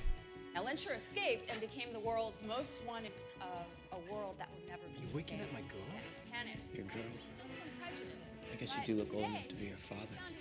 Excuse me, gentlemen, is there something that you would like to be sharing with the rest of the class? Can I please go to the bathroom? There's something seriously wrong with my eyes. Fine, Scott. And afterwards, why don't you stop by the principal's office and explain to him that you're disrupting the class again? He wasn't disrupting the class, it was Nelson who started it. First of all, they were both whispering. Second of all, you said again, so he's probably done this multiple times. And third, he said that his eyes were hurt and you decided to insult him like that. I guess a bad teacher gets to teach another day. Oh look, Havoc's back. I still think it's weird that he's the older brother instead of the younger brother, but hey, who cares? But then he dies, because of course he dies. So basically you can't do an X Factor movie. No, seriously, James Franco was casted as Multiple Man at one point. Go look it up, I'm not lying to you. He's literally the most underrated and most unique X-Man in this entire movie, but of course they kill him off. I don't really care about the older brother, younger brother inaccuracy anymore, but wouldn't it be cool if we had both brothers fighting side by side with their comic book accurate costumes? Also, how the hell was Quicksilver able to save everyone else in time and not Havoc? They also make a reference to how The Last Stand is bad. Empire is still the best. Wasn't afraid to have a dark ending. Yeah, but come on, if it wasn't for the first one, you wouldn't have any of the rest of the movies. Well, at least we can all agree the third one's always the worst. I get what they're saying! And I'll admit, this scene got a chuckle out of me. My grandfather planted that tree when he was 5 years old. I used to swing from the branches of it myself. I think that was probably my favorite tree. By the way, a little warning, another nitpick coming up. Hey, I have special glasses now. They're not scared of you, they're scared of me. You're not the only one who can't fully control your powers. I don't despise this, it's just I don't like it. You're going to take part in all this killing? No shit! The damn last movie! The giant football stadium and he killed JFK! Oh my god. The Dark Phoenix storyline. I'll leave it at that, the Dark Phoenix storyline. By the way, Fox, Marvel, Disney, stop trying to portray Magneto as a redeemed good guy. You can have him be misunderstood, have a motivation, have him go through childhood trauma. That's fine with me, but don't you like him better as a full-on villain?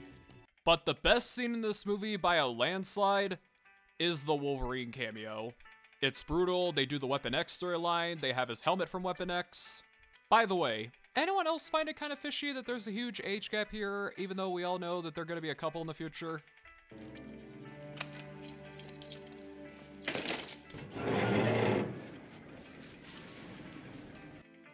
Hope that's the last we've seen of that guy. I could say that piece of dialogue was dumbass symbolism, but come on, we all know that it was sure as hell not. While the Quicksilver mansion scene was the funnest scene in the movie, this is a perfect scene. Logan is definitely one of the best X-Men, if not comic book movies ever made. The main highlight is the violence. It works here because it's a realistic version of how adamantium works, and it's Logan's final movie, so... Ooh! Ooh! Ooh!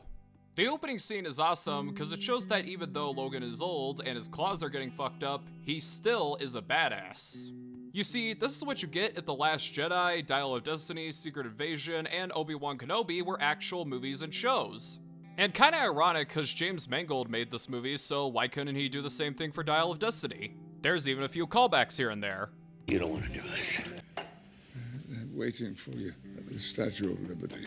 Statue of Liberty was a long time ago, Charles, a long time. When I found you, you were pursuing a career as a cage fighter. It was actually Rogue who found him, but okay. I also like this. Hey, driver! Ah, he's smiling. Same old ladies' man Logan. You get your fat ass back in your office. You'll get your money.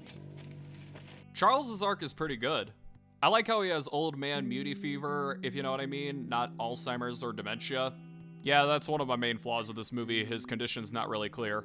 I'm not really a fan of movies that kill off everybody, but I'm more forgiving of this movie because, well, it's in the far-off future, and the upside is, bad Cyclops, non-comedic Iceman, non-Russian Colossus, Rogue who can't fly, transgender Paige, and Aiden Canto are all dead.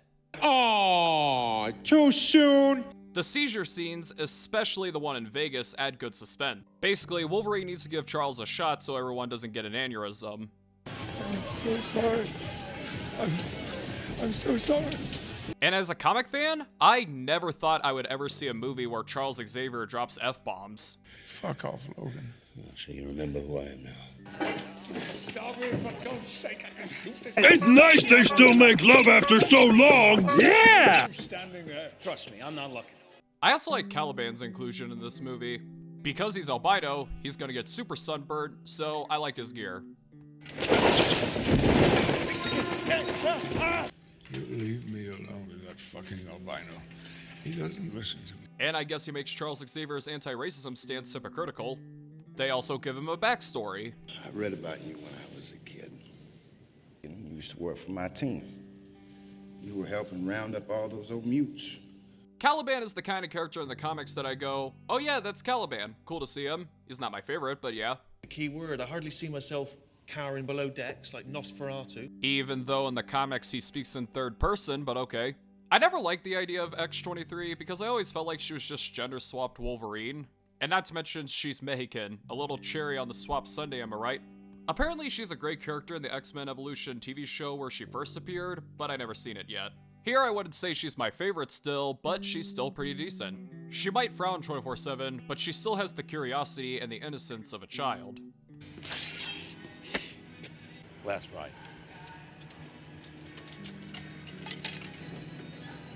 Welcome.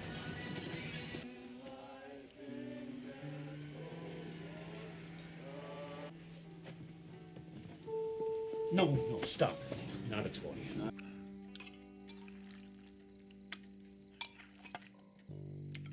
You see, this is what you get if Captain Karen was an actual character.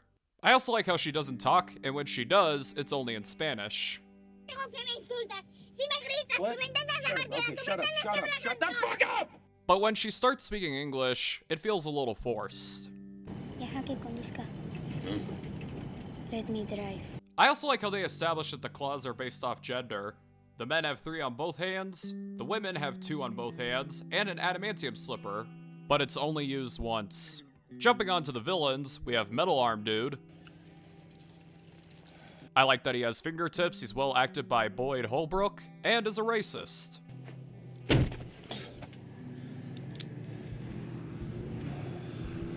You're fucked now, beauty. I like how it's not revealed that this guy is Stryker's son until the very end. Twist! I believe you knew my father on the Weapon X program. Yeah, he's the asshole who put this poison in me. It's dangerous times, James. You can't.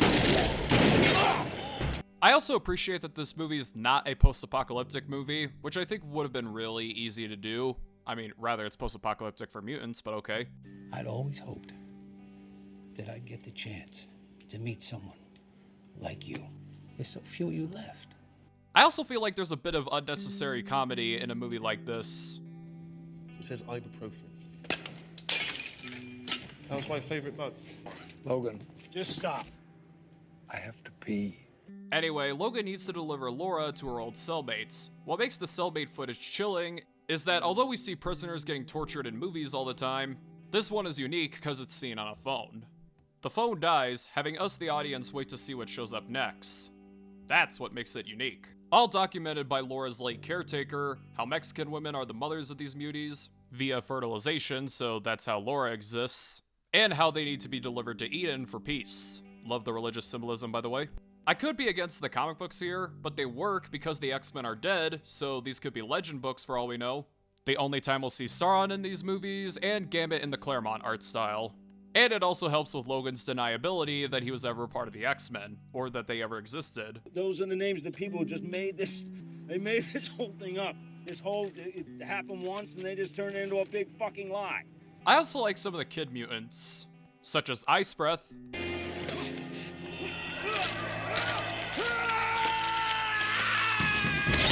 What is her name? I want to see her more. Pine Nito. The fat black kid has the same name as Iceman, but he has electricity powers instead of ice. Lizard Kid. Oh hey, Richter is in this movie. Fun fact, Richter was also a victim of laboratory rapes like in this movie. I like that he's the leader figure in this, probably because he's the only character comic book readers know about. Except why did it take forever for him to use his powers like in the climax? I mean, his powers were always vague to me in the comics, so at least I know now. I also got invested in the Black family in the middle of the movie. Yeah, although their screen time is minimal, you do get attached to them fine. They play the role as middle of the country, you help us, we give you dinner. They're wannabe travelers. All the same, I'd love to travel someday. And I bet you will. I could drop out of school. Okay, let's not go that far. The son is always second or third place in competitions. The son bonds with Laura. Logan helps the dad in one scene. They give hints of the X-Mansion. Careful, you're speaking to a man who ran a school for... Well, yes, there was a kind of special needs school. Yeah, that's a good description. He was there too. Oh, yeah, no, I got kicked out a few times. I could say you were a good pupil, but the words would choke me.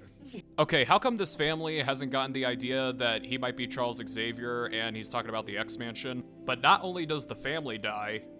Honey? Stay down there, Will! But Caliban sacrifices himself. We even see his dead body afterwards. And before Charles dies, he gives an emotional speech. You know, Logan, this was, without a doubt, the most perfect night I've had in a very long time.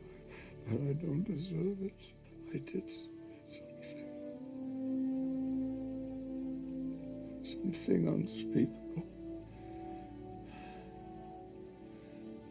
I've remembered what happened in Westchester. This is not the first time I've heard people. Until today, I didn't know. You wouldn't tell me. So we just kept on running away from it. But what actually kills him is a Wolverine clone, X-24, so I'm assuming they're adapting the Clone Saga. What makes you know that it's not actually Logan talking in the scene is the Dark Shadow, him not talking. Charles being the elderly telepath, he is not realizing it's not the real Logan. And his final speech being said to the bad guy. And after X-24 is run over by the dad is about to kill Logan, but instead, the gun is not loaded, and he falls. Not stabbed or shot, just dropped dead. What makes X-24 great is that he's younger, the look of Hugh Jackman's Wolverine we are all familiar with. They also establish that he can't regenerate like the real Wolverine, so he needs a serum. I'd say my main flaw with X-24 in this movie is that he's not really in it enough. Now on to the climax, it's already established that Logan is dying. Something's happening to you, Logan. On the inside, you're sick. I can smell it. You are dying. It's hinted that he has some sort of disease. That doesn't change the fact that something inside you is poisoning you. You got to check yourself into a hospital. Logan is then given a serum to help him every once in a while. In the climax, Wolverine instead says screw it, and uses the whole thing. Logan and Laura fighting side by side, father and daughter. The kid mutants killing Metal Arm Dude as revenge for their torment. Logan is then stabbed into a branch by X-24. X-24 is shot by Laura. Laura then cuts the branch to talk to Logan one last time. Laura's nose is running while crying. I feel like a more cliched movie would include Wolverine having a long talk with Laura and then he dies, but instead... This is what it feels like. And then we get a speech by Laura. A man has to be what he is, Joey. Can't break the mold. There's no living with the killing. There's no going back. Right or wrong, it's a brand. A brand that sticks. Now you run on home to your mother. You tell her everything's all right. There are no more guns in the valley. We see an action figure of comic-accurate Wolverine, probably a makeup for the suit not being there. Logan is buried in rocks. And then, Laura turns the cross over to an X, showing that although this is Logan's movie, he was a former X-Man, and this is the X-Men franchise.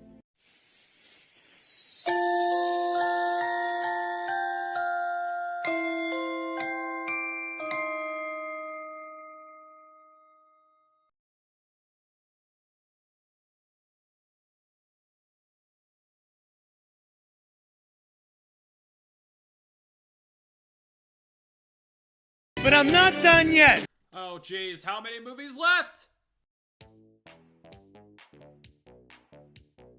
I have a soft spot for Deadpool 2 because it was the first R-rated movie I saw in theaters, and it took a lot of convincing my parents to take me to go see this. So, does it still hold up to my 12-year-old sense of humor? Well, the comedy's still hit or miss. Master Kevin? Can you speak up? It's a little hard to hear you with that pity dick in your mouth. Touched you. All these elderly white men on the walls. Should have brought my rape whistle. Why? Work with him. Intercept the convoy, grab the boy, but not inappropriately. Haha, get it? Testicles on the truck. Holy mommy fucking shit! Eesh, that guy's in the mood. Mood that is about to get significantly worse. See pissing? I'm on it. There you go, it's open here. Family film starts with a vicious murder. Bambi, The Lion King, Saw 7. I know that this is meant to be a joke, but why do a lot of adult films use that kind of dialogue? Whether it be in the movie itself or in the marketing? Are you sure I should take you seriously as an adult movie? No, no, no, no, no, no, no, no, no! Now on to the funny jokes. The Logan music box is always gonna be funny. I love Frozen. Oh, so gross. A panic room? Really? Can you come out? I really have to go. It's my anniversary. I like that Deadpool still got shot everywhere. Something is so terribly, terribly wrong. Oh. Oh. Of course, Deadpool is a cross-dressing pole dancer. I love it. Earl. He's gonna go straight to jail being Earl. True. By the way, I think both of you would be terrible parents. Uno, dos, tres, cuatro. What was first through? Label everything in the refrigerator! Do not escalate! Rules are meant to be broken! That's the exact opposite of what they're meant for! Fuck! I actually never thought of a joke like that. Way to go, Deadpool 2. I like that Deadpool hugs the villain just to kill him later. I was always appalled by the blatant sexism in the group's name. X-Men? Men? The point is, our group will be forward-thinking, gender neutral. From now on, we'll be known as X-Force. I don't know if that's for political correctness or against it, because that was still a good jab, if it was against it. Isn't that a little derivative?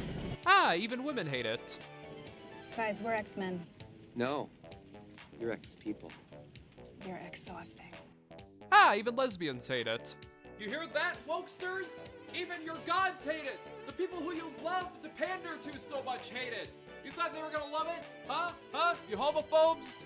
I felt the trainee running gag was pretty funny. We're the X-Men, dated metaphor for racism in the 60s. Great. Bunch of armed pedophiles in nursing. Only best buddies execute pedophiles together. Is dubstep still a thing? 2. Which Sharknado are we on? Dubstep's on pussies. Ha! Even badasses hate it. You know what FINE stands for, Wade? Fucked up, insecure, needy, and emotional. Ah, your average Tumblr, TikTok, and X user. More speaking lines for you. And he's never seen in the movie again. That was pretty good. See, the comedy's improved. I keep a monster in the basement, right next to a huge steaming bowl of foreshadowing. I think he's talking about the critics of this movie. I like that Wade is wearing Cerebro in one scene. That's pretty good. Come quietly, or there will be trouble. You stole that from RoboCop. RoboCop. Just stand down. Yeah, Colossus, stand the hell down. Hey, Georgie. Superhero landing coming up. Let's read the news report real quick. Celebrity news, Christopher Plummer refuses role in Deadpool 2. Really? Crime Watch, notorious bank robbers Westervelt in Gazis arrested Sunday after high-speed chase. Fun fact, those are the editors of this movie. I looked it up. And I don't care what anyone says, the baby legs are funny. Except we see his baby ass. I don't want to see his baby ass. Rule 2. Label everything in the refrigerator. That X-Men cameo was amazing. MCU jabs are always a win in my book. Bow and arrow, basically Hawkeye. Piss off a grumpy old fucker with a Winter Soldier arm. Teabagging to death. It's really just a sip of tea at this point. Zip it, Black Widow. Hey, big guy. The sun's getting real low.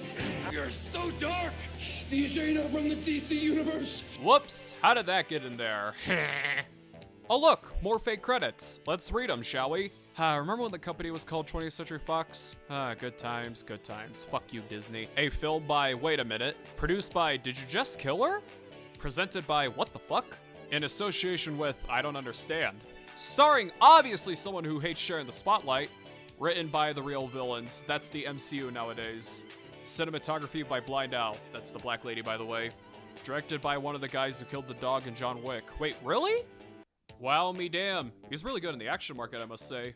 Jeez Louise, I've been analyzing the jokes for a long time again, this time for an extra minute? What the hell? Alright, now on to the rest of the movie. Cable was perfectly cast with Thanos. I don't have anything else to say, he's just really good in this. The son of the guy who was wasted in these movies on purpose, everybody.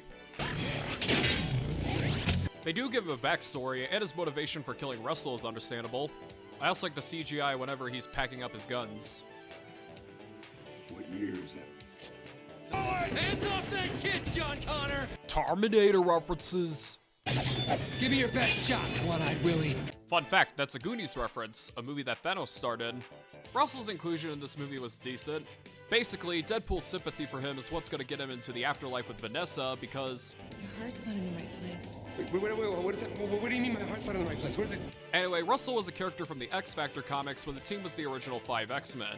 He was a decent enough character in the comic, but believe it or not, I'm actually not complaining about the race bending, I'm complaining about this.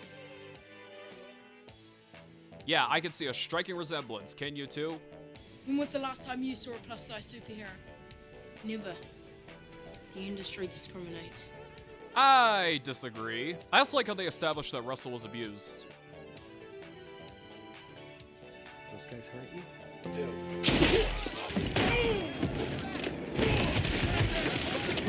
What did you do? No!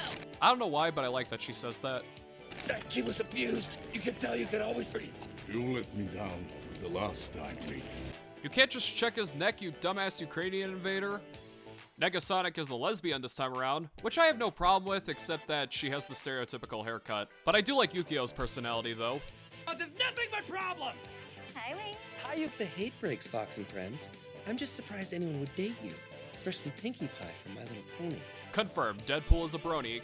Kill him, he's a freak! Stay back or Justin Bieber dies! Lesbians don't listen to Justin Bieber, they listen to Journey! Juggernaut is amazing in this. His design is much better than in Last Stand, and the motion capture was also done by Ryan Reynolds. And the voice acting was also done by Ryan Reynolds as well. They even mentioned how Charles Xavier is his brother. Because your brother tries to read your mind? Yeah, but he's in a wheelchair, so he can sleep. I'm gonna shove that cab driver right up your ass. My body and my hands are so soft. You should probably head back to the car. But of course, he's defeated via butt plug. I never thought Deadpool of all movies would do justice to one of X-Men's greatest villains. What's Juggernaut got that I don't have? Don't you say legs! I know you're gonna say legs! Legs! What's Ruth Bader Ginsburg's mutant power? Lying to the public? We need to build a fucking team. We need them tough, morally flexible, and young enough so they can carry this franchise 10 to 12 years. Now he's just starting to sound like the studio. X-Force's inclusion in this movie is fine. Yeah, Domino is a race swap, but it's one of the characters I don't mind that you race swap because you can always bleach your skin. Hear me out. White people look like this, not this. White people look like this, not this. White people look like this, not this. She's well acted, her luck superpower is fun. There's even the most hilarious of conveniences to make her power not look like she's a Mary Sue. We need a code. Try, 7? Settle down, Captain Lucky. It's not gonna be one number. God, that's lazy writing. Anyway, all of X-Force dies in one scene. I'm more forgiving of the scene because it's meant to be comedy, especially with Thunderstruck playing in the background. But once you get to the point where there's big name actors like Mr. Power, Pennywise, even Cole Young from Mortal Kombat plays Shatterstar, the only character here that I actually like in the comics. Shouldn't you at least do a little more with them? The good news is, I don't think anyone's gonna miss Shatterstar. He was a bit of a prick. Fun fact, that's how everyone likes to describe him in the comics. Plus, I like Peter. Peter's amazing. You're in. Yeah. Cable! He's very short, 5'11", not like in the comics. Now he's talking about people like me. Seed, we all go home early. So you go at... Vanisher also has a bit of funny jokes. but... Vanisher! Even though he's a much more complex and interesting character in the comics than a throwaway joke, who is invisible all the time. But I will say the reveal that he's Matt Damon was pretty funny. I really liked her, you know? George Michael was right, I'm never gonna dance again. Fuck. He's dead too. We still have Bowie. Still have Bowie. At least we still have Jimmy Buffett. Do we? Omega Red is in this movie? I know it's just a throwaway cameo, but still, Omega Red! I also like how Deadpool is stacking all the guns on his sword and then stab. Open eyeball. We met? Can't place your mustache. Black Tom Cassidy. No. Black Tom Cassidy is Banshee's cousin, who in the comics takes advantage of his family's wealth and fortune, then holds the same family captive for his own selfish desires, causing the X-Men to have to fight him. I'm not even gonna waste my time on that shit. Black Tom Cassidy is a character you can base as the villain of an entire X-Men film too, but you messed up the timeline, killed off Banshee, and all he is here is making fun of Wiggers. Tell that to Black Tom. He was like a brother to me. Who's not gonna like the fight between Colossus and Juggernaut? Commie, motherfucker! Why would he be a commie? Oh yeah, because he's a Russian. The scene where Wade reunites with Vanessa is actually where I still recommend this movie to people. I mean, yeah, we still have the unneeded humor. There's a bunch of handicapable children who are stuck in a tree. No. From Wade turning back into Ryan Reynolds, the acoustic version of Aha's Take On Me playing in the background, the fact that Wade needs to go back to the mortal realm anyway. Kiss me like you miss me, Red.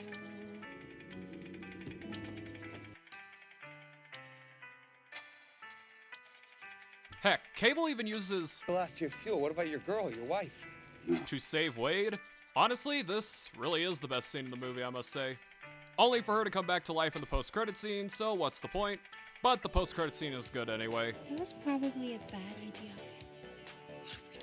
Exactly how people would react if I was giving a time watch. I already showed this clip, so there's no need.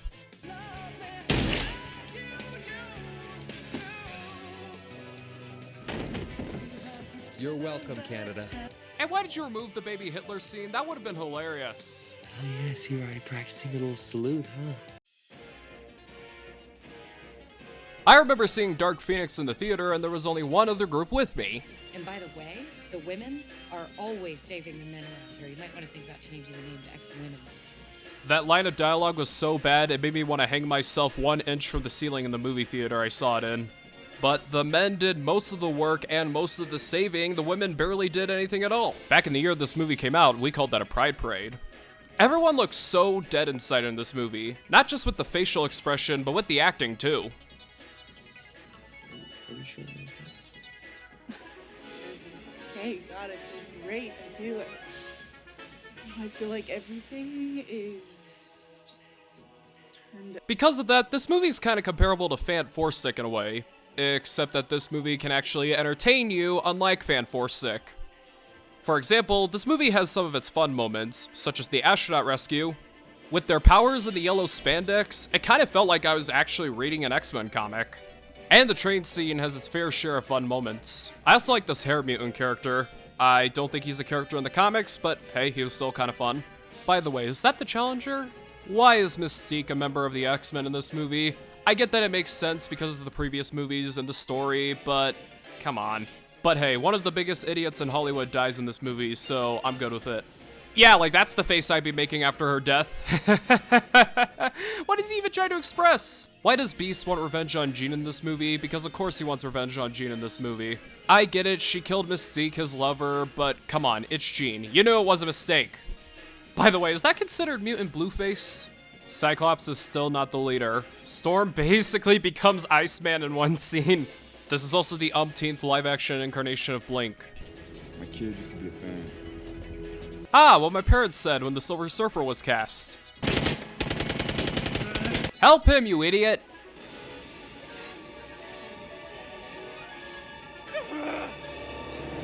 Yeah, get revenge for him because it was his kid out of all people that was a fan of you. Wouldn't it make more sense if that fate happened to the kid? Now that was good. Genosha is in this movie. Fun fact, Genosha in the comics started out as a slave island for mutants, which the slavery factor of the X-Men is something I was never a fan of, even in the comics, so I'm glad that they skipped out on that. But hey, it's still a mutant-run nation. What do you think the X in X-Men stands for? Charles and his X-Men are where... Hold up, you established in First Class that it was named after the X gene. But in the comics, they say it stands for extra power, but hey, who cares about the comics anymore? It's Fox. Now, I know that some of you choose to call us superheroes. I don't know why I don't like that dialogue. That's what we're doing down here. I built Cerebro to amplify my power. No, it was Beast who built it! You just established that in First Class also! Also, this is the 90s, so Charles and Magneto are technically in their 60s now, but they still look like 14. Speaking of Magneto, Quicksilver returns in this movie, and they literally establish in Apocalypse that he's Magneto's son, and they never re-explore it here. Quicksilver also gets injured and is never in the rest of the movie. Also, speaking of Charles, how come Jean Grey didn't know that her father was still alive? Can't she read minds? So, how does that small fire give you PTSD? Alien 3 Ripley is another telepath because of course Alien 3 Ripley is another telepath. The Skrulls are in this movie, but they are not called the Skrulls due to a rights issue with Captain Marvel, so instead they're called the Dubari, an alien race that only appears in one comic ever. The main villain also takes the body of a random-ass lady nobody cares about named Jessica Chastain. The main villain's name is Vuk, by the way. Who the Vuk is Vuk? We barely even get to see what they look like. They're in the shadows most of the movie, and they're in their disguises most of the movie also. Wouldn't it make more sense if you brought back the Hellfire Club, because this is Dark Phoenix? Heck, bring in the world-renowned illusionist Mastermind, one of the greatest X-Men villains ever. In the comics, Mastermind also brainwashes Jean Grey into his evil lover, the Black Queen. You could have adapted that here! Also, why are you arresting the X-Men? Shouldn't you know that destruction is how superhero business goes? They're not mutants. Frios, you're going to need our help. We're the only chance you have. Keep your mouth shut. Is it just me, or are muties smarter than humans? If you touch her, I will fucking kill you. PG-13 1 F-bomb. I also like some of the Phoenix CGI in this movie. Jean also makes Xavier walk in this movie because of course she makes Xavier walk. You know, let's just take a breather and remind ourselves that they didn't Jake Skywalker Xavier in this movie. Okay, now you're just repeating X-Men The Last Stand with the Thanos crap.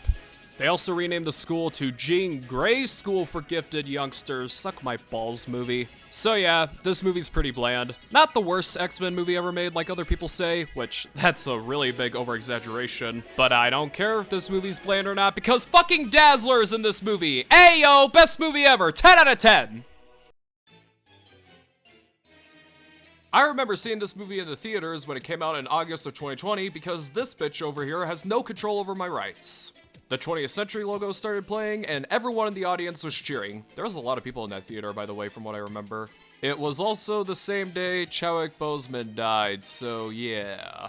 I remember coming out of the theater thinking that this movie was okay, but the more I watch it, I'm actually quite surprised. Is it the best? No. But let me name out a ton of things I did enjoy.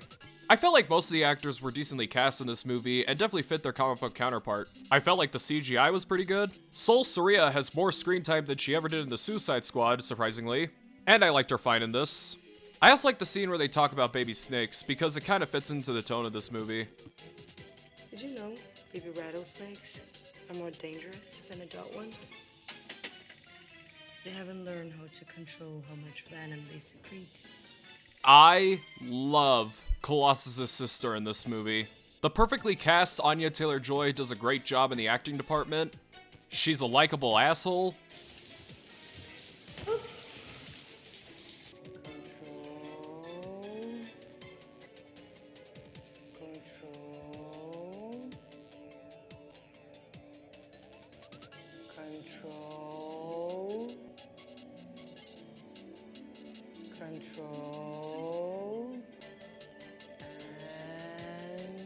I also like the shenanigans she does with the Lockheed puppet. Oh, I know. I hate her too. Lockheed, what's going on?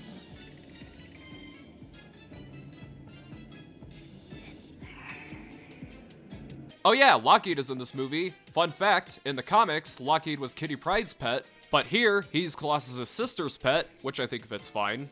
I like that the illusion scenes are based off the character's past, which is why they're here. I like that Sunspot's illusion is him getting a happy ending, just for it not to be real.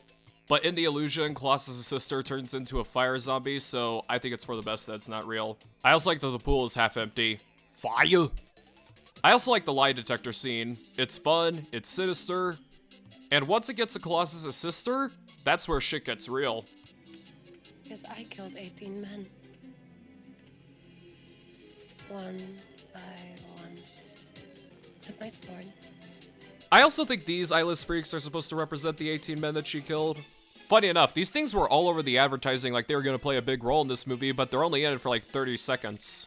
Now I want to talk about Wolfsbane, because I have quite a bit to say about her.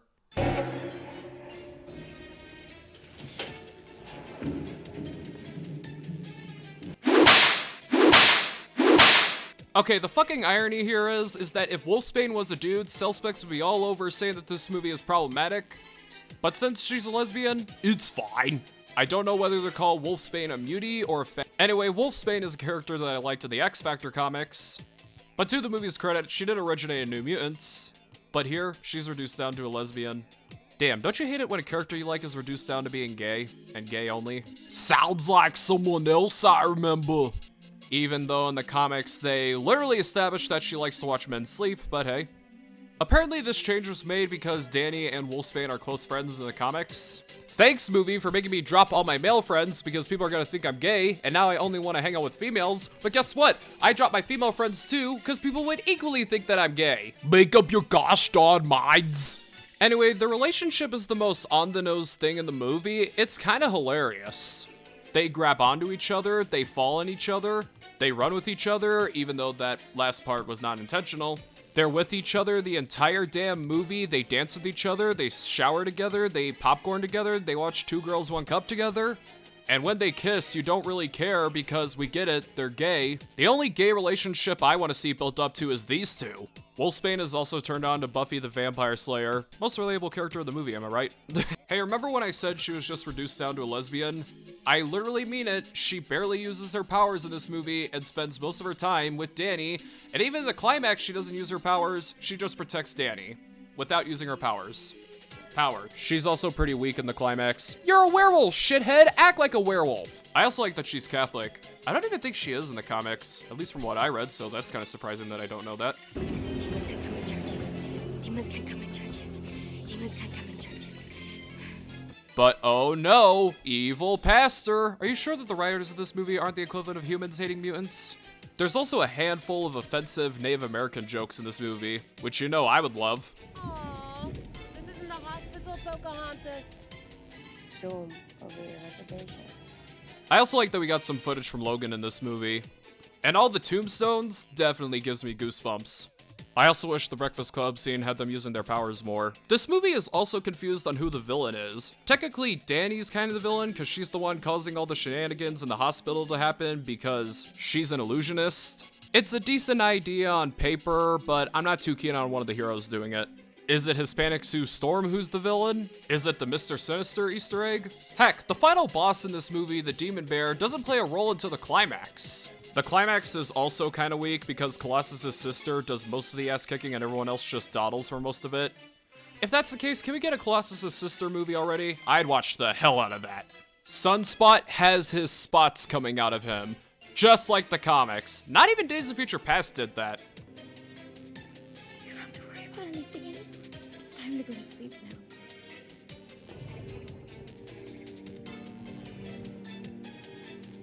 Wow, that was very half-assed.